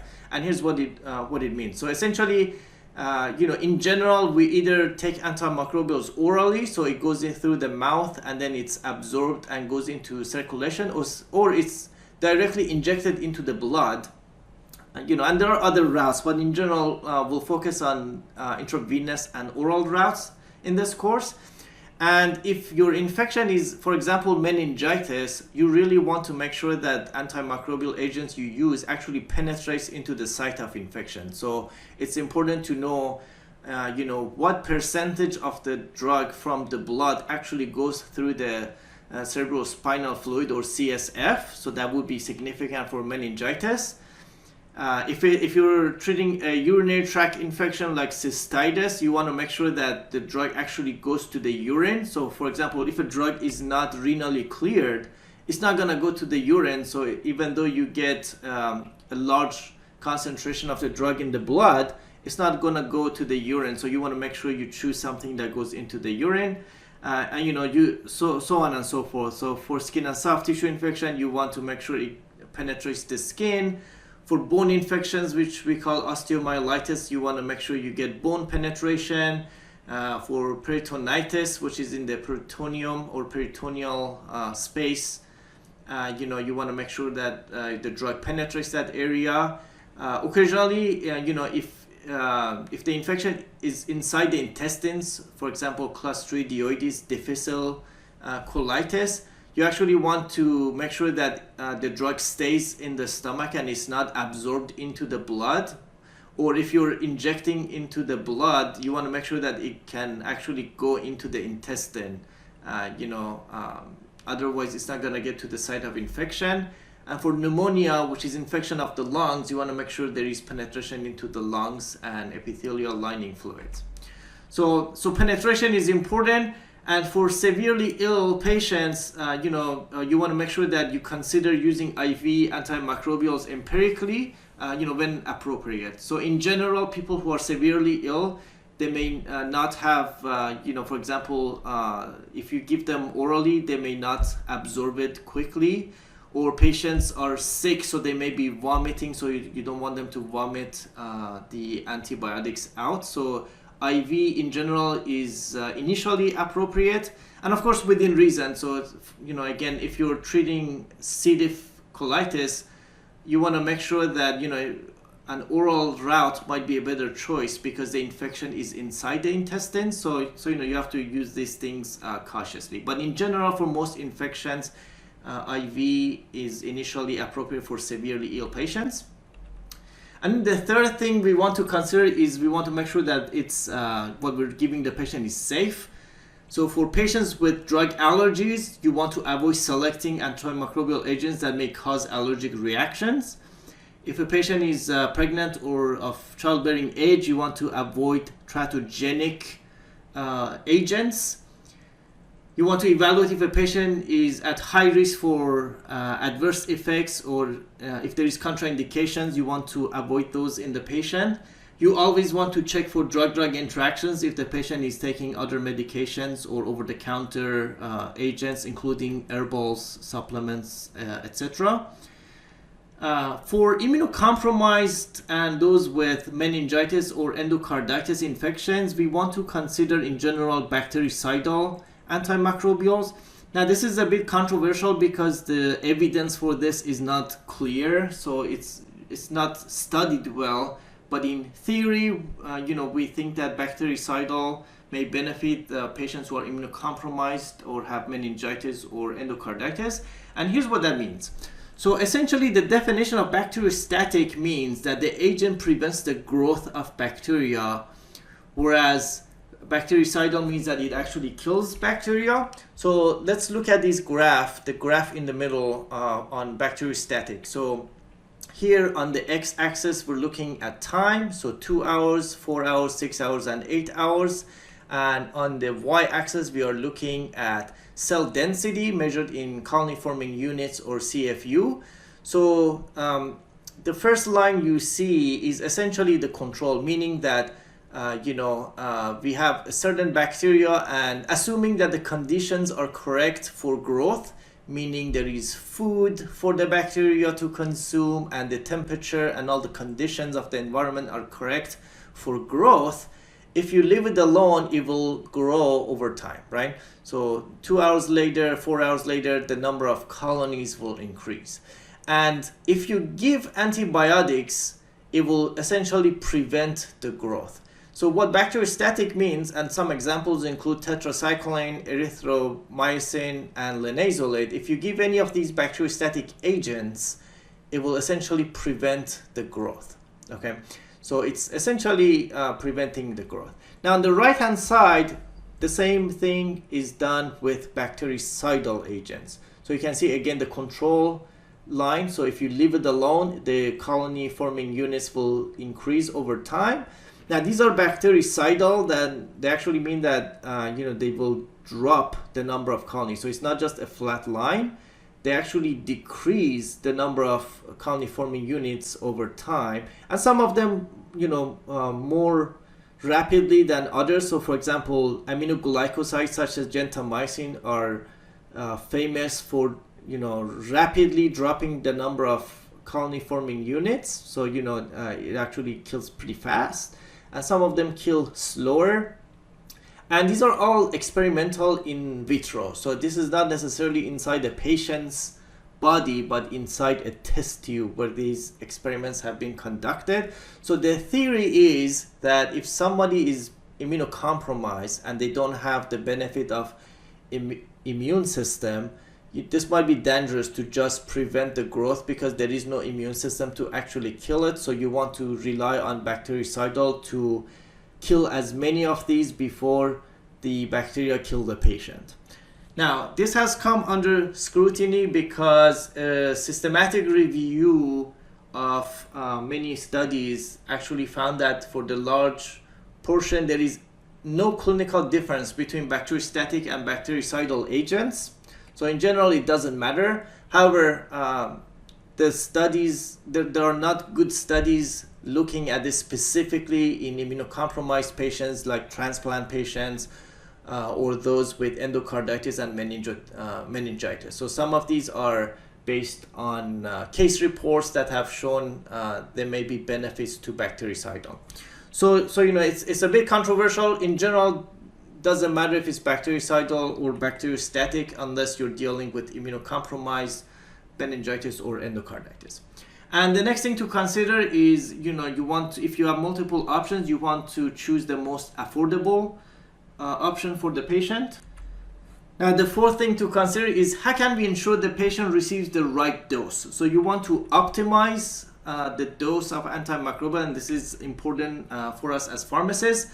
So in general, you may consider a loading dose, if it applies to the antimicrobial agent, and you want to make sure that you use appropriate body weight. So sometimes some agents are dosed based on ideal body weight, sometimes adjusted body weight, and sometimes total body weight. So you want to make sure you are using the correct weight when calculating the dose. And sometimes you need dose adjustments. So depending on renal function and liver function, you may need to adjust the dose based on that. And in severely ill patients, or any time that you have MIC data available, you want to optimize PK/PD. And I'll talk about what that means in a minute. For outpatients, you want to make sure you increase adherence. So in general, it's hard to improve adherence if you give the drug more than twice a day. Ideally, once a day is best for adherence, but twice a day sometimes is difficult to avoid. But anytime you have the option between twice a day and 3 times a day, or worse, 4 times a day, you really want to do twice daily to improve adherence. And of course, always think about duration of therapy. And in general, shorter the duration of therapy, the better, because of adverse effects and unintended consequences of antimicrobial agents. So you want to choose the shortest duration of therapy that's proven to be effective. Now here's PK/PD. So pharmacokinetics in general means what the body does to the drug. So in general, you can think of, once you start giving the drug, the concentration keeps going up. And then once you stop giving the drug, and whether it was oral, so this was oral absorption, or if you were giving it intravenously, this is when you stop infusion. Then you have a drop in the concentration, so the body starts eliminating from the body. So that's pharmacokinetics. And pharmacodynamics is about what the drug does to the body. So essentially, you measure the effect. So initially, there is no effect. As the drug enters the body, you start to see the effect. And at some point, there is like a ceiling effect. There's only so much effect you can give, right? That's in general. When it comes to antimicrobial agents for infectious diseases, we like to combine pharmacokinetics and pharmacodynamics because they can only make sense together. So the way we think of pharmacodynamics is that we need to consider MIC, and MIC is the minimum inhibitory concentration of the drug. And there are some PK/PD parameters, such as the ratio of maximum concentration to MIC, or the ratio of area under the concentration curve to MIC, or the time that the concentration is above the MIC. And we'll talk about those on a future lecture of when to use each of those and what they mean. But these are essentially the PK/PD parameters we use. And the reason I am emphasizing this is that there is a lot of variation or variability between patients. So there is inter-individual variability. So you can think of age. There is a difference in pharmacokinetics between a young adult and an older adult. Sometimes race and ethnicity can make a difference. Obesity can affect pharmacokinetics, comorbidities, medications, and there are also intra-individual variability. So depending on what's going on, sometimes there is altered fluid balance. If you're giving a lot of fluids to the patient, that can change pharmacokinetics. If there is renal or hepatic dysfunction, or if there is organ support. I'll talk about some of these in a minute. And then pharmacodynamic factors are things such as host immune response. So sometimes patients might be immunocompromised. Inoculum size. So sometimes, an infection can have a lot of bacteria at the site of infection. That's referred to as the inoculum size. Or sometimes there might be just a few. So the higher the inoculum size, the more difficult it is to eradicate the bacteria from the site of infection. We talked about tissue penetration at the site of infection. There are things like biofilm that we'll talk about on another lecture. And there are other things that affect pharmacodynamics. Now, when it comes to critically ill patients specifically, there are important things to consider. So for example, there are 3 things I have listed on the left-hand side that can lead to reduced plasma concentrations. So for example, hyperdynamic environment in the patient. So whether naturally, if the body is responding to, let's say, a drop in blood pressure due to the infection, or whether we are actually causing this by giving pharmacologic agents such as vasopressors.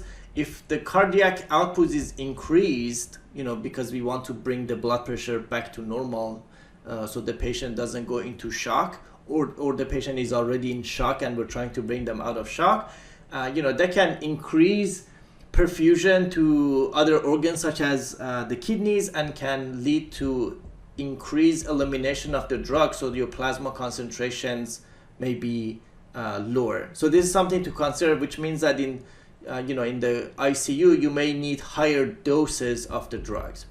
Another thing is alter fluid balance. So again, if you're giving a lot of fluids to the patients, it keeps diluting the concentration of our antimicrobial agents. So we may need to increase the dose. Sometimes there is third spacing. So if the fluids keep going into, let's say, peritoneal space or in other third spaces, the drugs can get diluted, and so plasma concentration will be lower. The same with protein binding. So if you have drugs, for example, ceftriaxone is highly protein bound. So if there is altered protein binding, so for example, if the patient's albumin is less than 2.5, then there isn't enough albumin around to hold on to ceftriaxone, which means that unbound ceftriaxone will be eliminated from the body, so you'll have reduced plasma concentration, which means that you may need to increase the dose. And there's also the phenomenon of augmented renal clearance. This is specifically defined as creatinine clearance greater than 130. So in other words, normally pharmacies dose adjust based on renal dysfunction, right? So if the creatinine clearance, let's say, is less than 60 or less than 30, depending on the agent, we like to reduce the dose. This is the opposite. So augmented renal clearance essentially means the kidneys are working too well, so it's clearing the drug too much. So you actually need to dose adjust in the other direction. So you need to increase the dose because of reduced plasma concentration. And things that can lead to augmented renal clearance include things like trauma, sepsis, burns, hematologic malignancy, or pancreatitis. These are some of the risk factors, and this is more common inside the ICU. And of course, it's possible that the patient may have no organ dysfunction and be critically ill, which means that your plasma concentration are actually normal. And then on the other end of the spectrum, we have if you have increased plasma concentration, so either because of renal or hepatic dysfunction, so the drug is not getting cleared. So your plasma concentration go higher, so you need to dose adjust and reduce the dose. And sometimes there is organ support. So if there is renal replacement therapy or ECMO, you may have increased or decreased plasma concentration. For example, if someone is on renal replacement therapy, essentially the kidneys are not working, so you may have increased plasma concentration. And then also depends on the settings of the dialysis and whether it's how well it's clearing the drug, so you may have increased or decreased plasma concentration. And then things like ECMO can increase volume of distribution, and sometimes the drugs can get attached to the equipment, so it can lead to reduced plasma concentration. And here's what ECMO looks like. So ECMO is essentially kind of what dialysis is to the kidneys, ECMO is to the lungs. So dialysis, essentially the kidneys cannot work, so dialysis takes over the kidneys and it adjusts toxin, it removes toxins from the blood, and it balances fluids and electrolytes, among other things.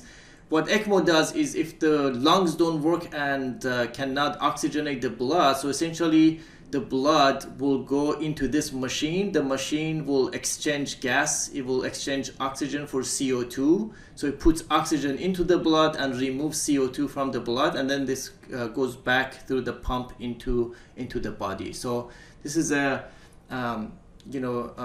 big machine. And, as you can imagine, the blood is going through this big machine. So volume of distribution changes.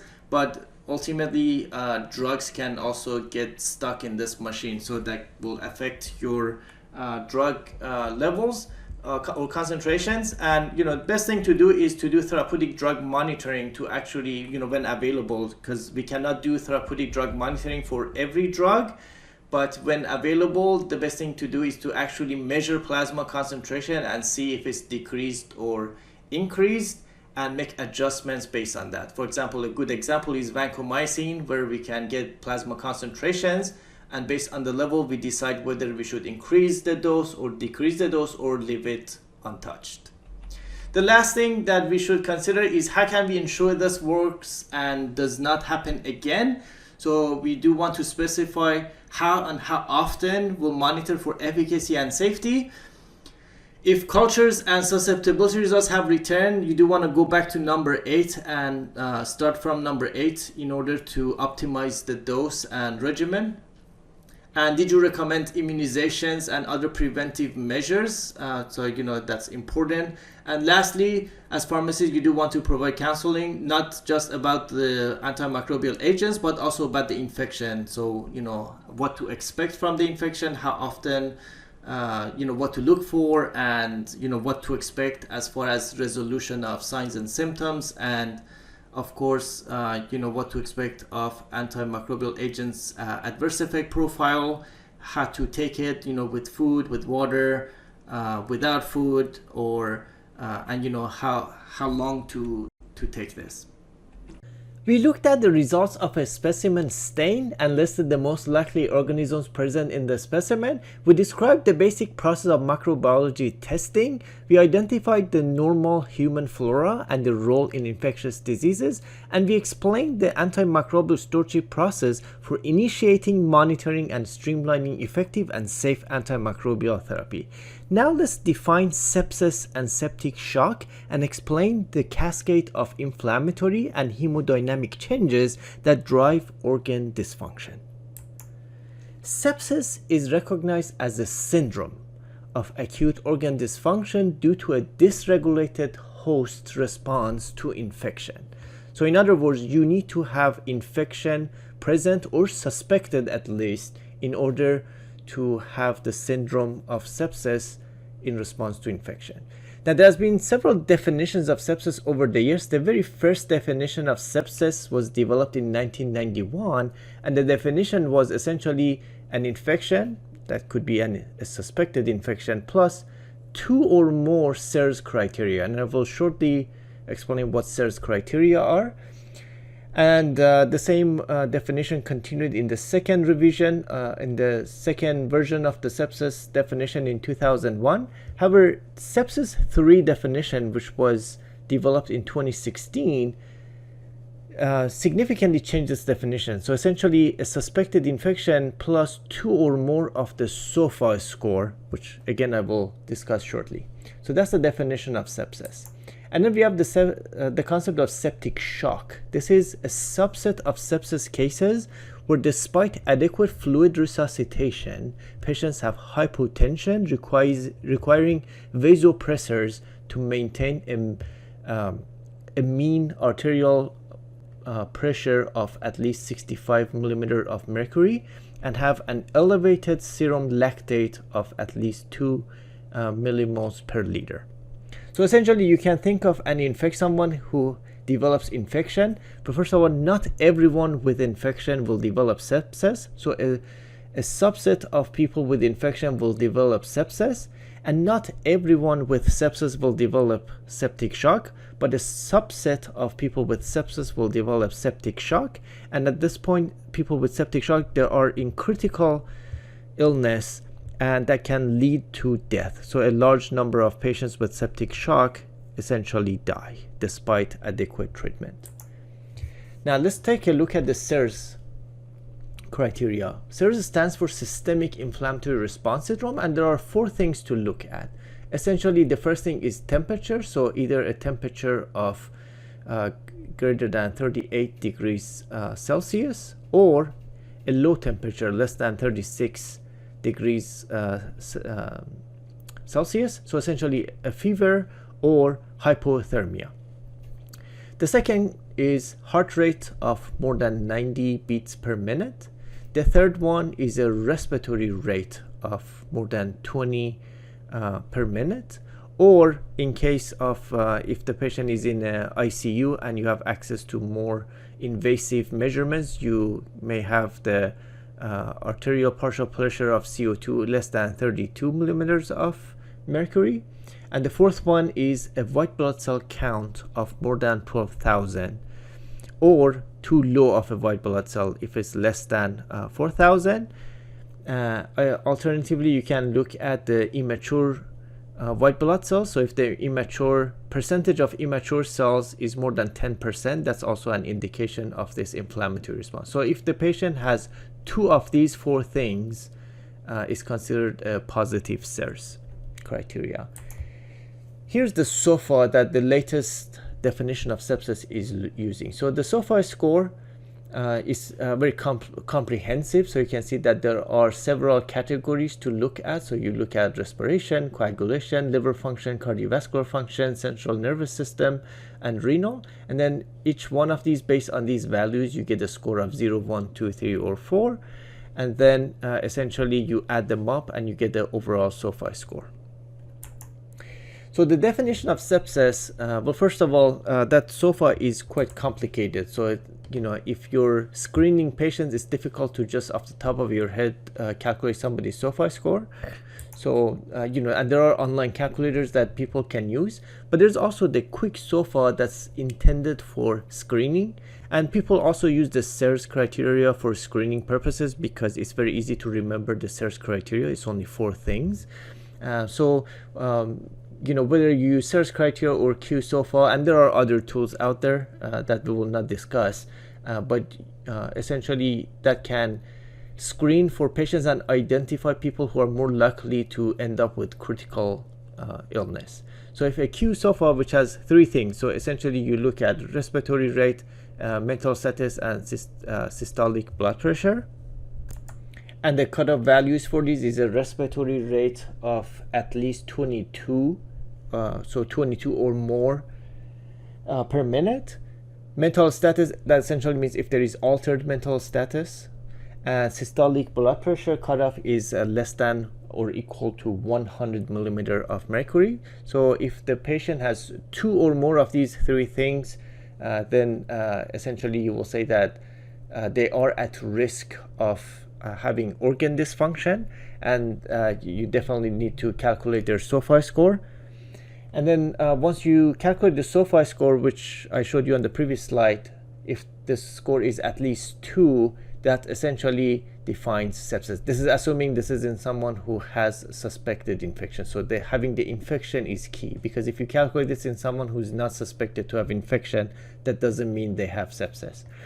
And then once somebody has sepsis, in order to define septic shock, they should, if they have hypotension, the first response is to give them fluids. And if the fluids doesn't resolve the low blood pressure and they require a vasopressor agent to maintain a MAP of at least 65, and if the serum lactate level is at least 2, the combination of these 2, both of them are required to meet the definition of septic shock, and that essentially defines the patient as having a septic shock.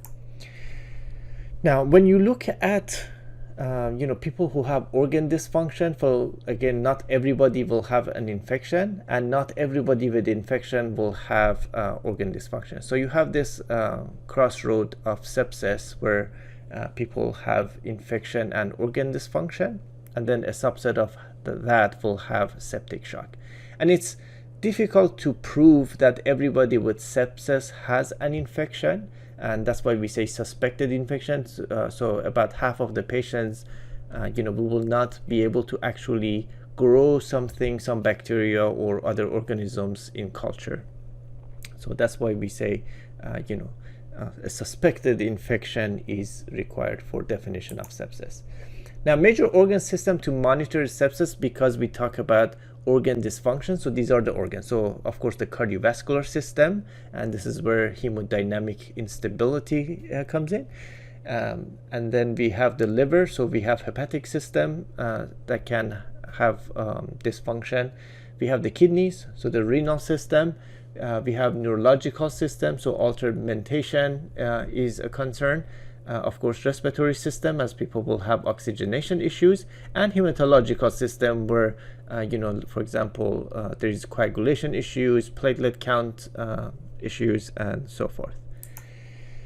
Now, the core of the pathophysiology of sepsis is twofold. On the one hand, there is pro-inflammatory response. So essentially, in the acute setting, inflammation is a defensive mechanism for the body when fighting infection. And then on the other side of it, there is somewhat immunosuppression involved with this patient. So there are two things going on, when we look at the big picture, and there's pros and cons of each. So for example, the pro-inflammatory response, the benefits of it is that there is local activation of defensin and cytokines to fight infection. There's activation of phagocytosis and killing of cells, local endothelial activation for increased cell recruitment. On the downside, there is systemic cytokine release with endothelial activation and hypotension. So essentially, these make the vasculature leaky. So as fluids leak out, blood pressure can drop, which is can be detrimental. Systemic activation of complement, dissemination of intravascular coagulation, and organ dysfunction. And then on the immunosuppression side, the beneficial side is that there is regulation and control of inflammation, because too much inflammation can cause damage. So this immunosuppression is going to calm things down, calm down the storm, and increase in tissue repair. The downside of that is that now you have immunosuppression, so people are more prone to getting other infections. So not necessarily the infection that caused sepsis, but now that you're going to have opportunistic infections that can be problematic in these patients. So when you look at the timeline of as the patient's sepsis develops, early on there will be systemic inflammation that can lead to organ failure. So you have some early mortality as a result of that. So this happens within hours. And then as as the body struggles to balance the pro-inflammation and anti-inflammation to maintain homeostasis, there is ongoing immunosuppression that can result in delayed mortality, which happens over the next few days. And then, of course, there are longer-term consequences. So, weeks or months to follow as the patient, even gets discharged from the hospital. There could be a long-term mortality, which can make overall mortality up to 50 to 70%. So this is a very, serious condition. And again, every individual responds differently, because there are many factors that determine how a single individual responds to infections. So, for example, age has a factor, comorbidities, if the people have other viruses in their body, how good their microbiota is, and of course the treatment. Did they get the right treatment? Did they receive other interventions? These all affect essentially how these outcomes unfold in different patients. And when you consider all of this, so in this picture we're looking at the end result in the human body, and this is important because as pharmacists we need to adjust medications in this patient. So if you look at this timeline, so when the insult, which is the infection, comes, and there's a cytokine storm, so this is the body's immune response to the infection, and then there's the effect on various organs, so the liver, neutrophils, lymphocytes, endothelium, cardiovascular system. And the changes that occur, for example, in the GI tract, there is impaired motility. So essentially, if things are moving slowly, absorption could be impaired. So if you're thinking of oral medications, for example, they may not be appropriate because they may not be absorbed immediately in these patients. There is changes in blood flow. There is capillary leakage. There is changes in protein binding. And because of that, distribution of drugs, so volume of distribution will be different in these patients. So that, all of that affects dosing of certain medications if they are affected by this. Metabolism, so if the liver and if there is hepatic dysfunction and renal dysfunction, metabolism of drugs could be affected depending on a specific drug, if they are metabolized by the liver, so the dose need to be adjusted, or if they are renally cleared, they need to be adjusted. And of course, some of our interventions affects this pharmacokinetics in the patient. So if we're giving a lot of fluids, if there is renal replacement therapy, or if there is ECMO, all of these affect various pharmacokinetic parameters that can affect dosing of agents, and those are extremely important to keep in mind for us as pharmacists. That concludes this presentations. Make sure to like and subscribe. Until next time, take care.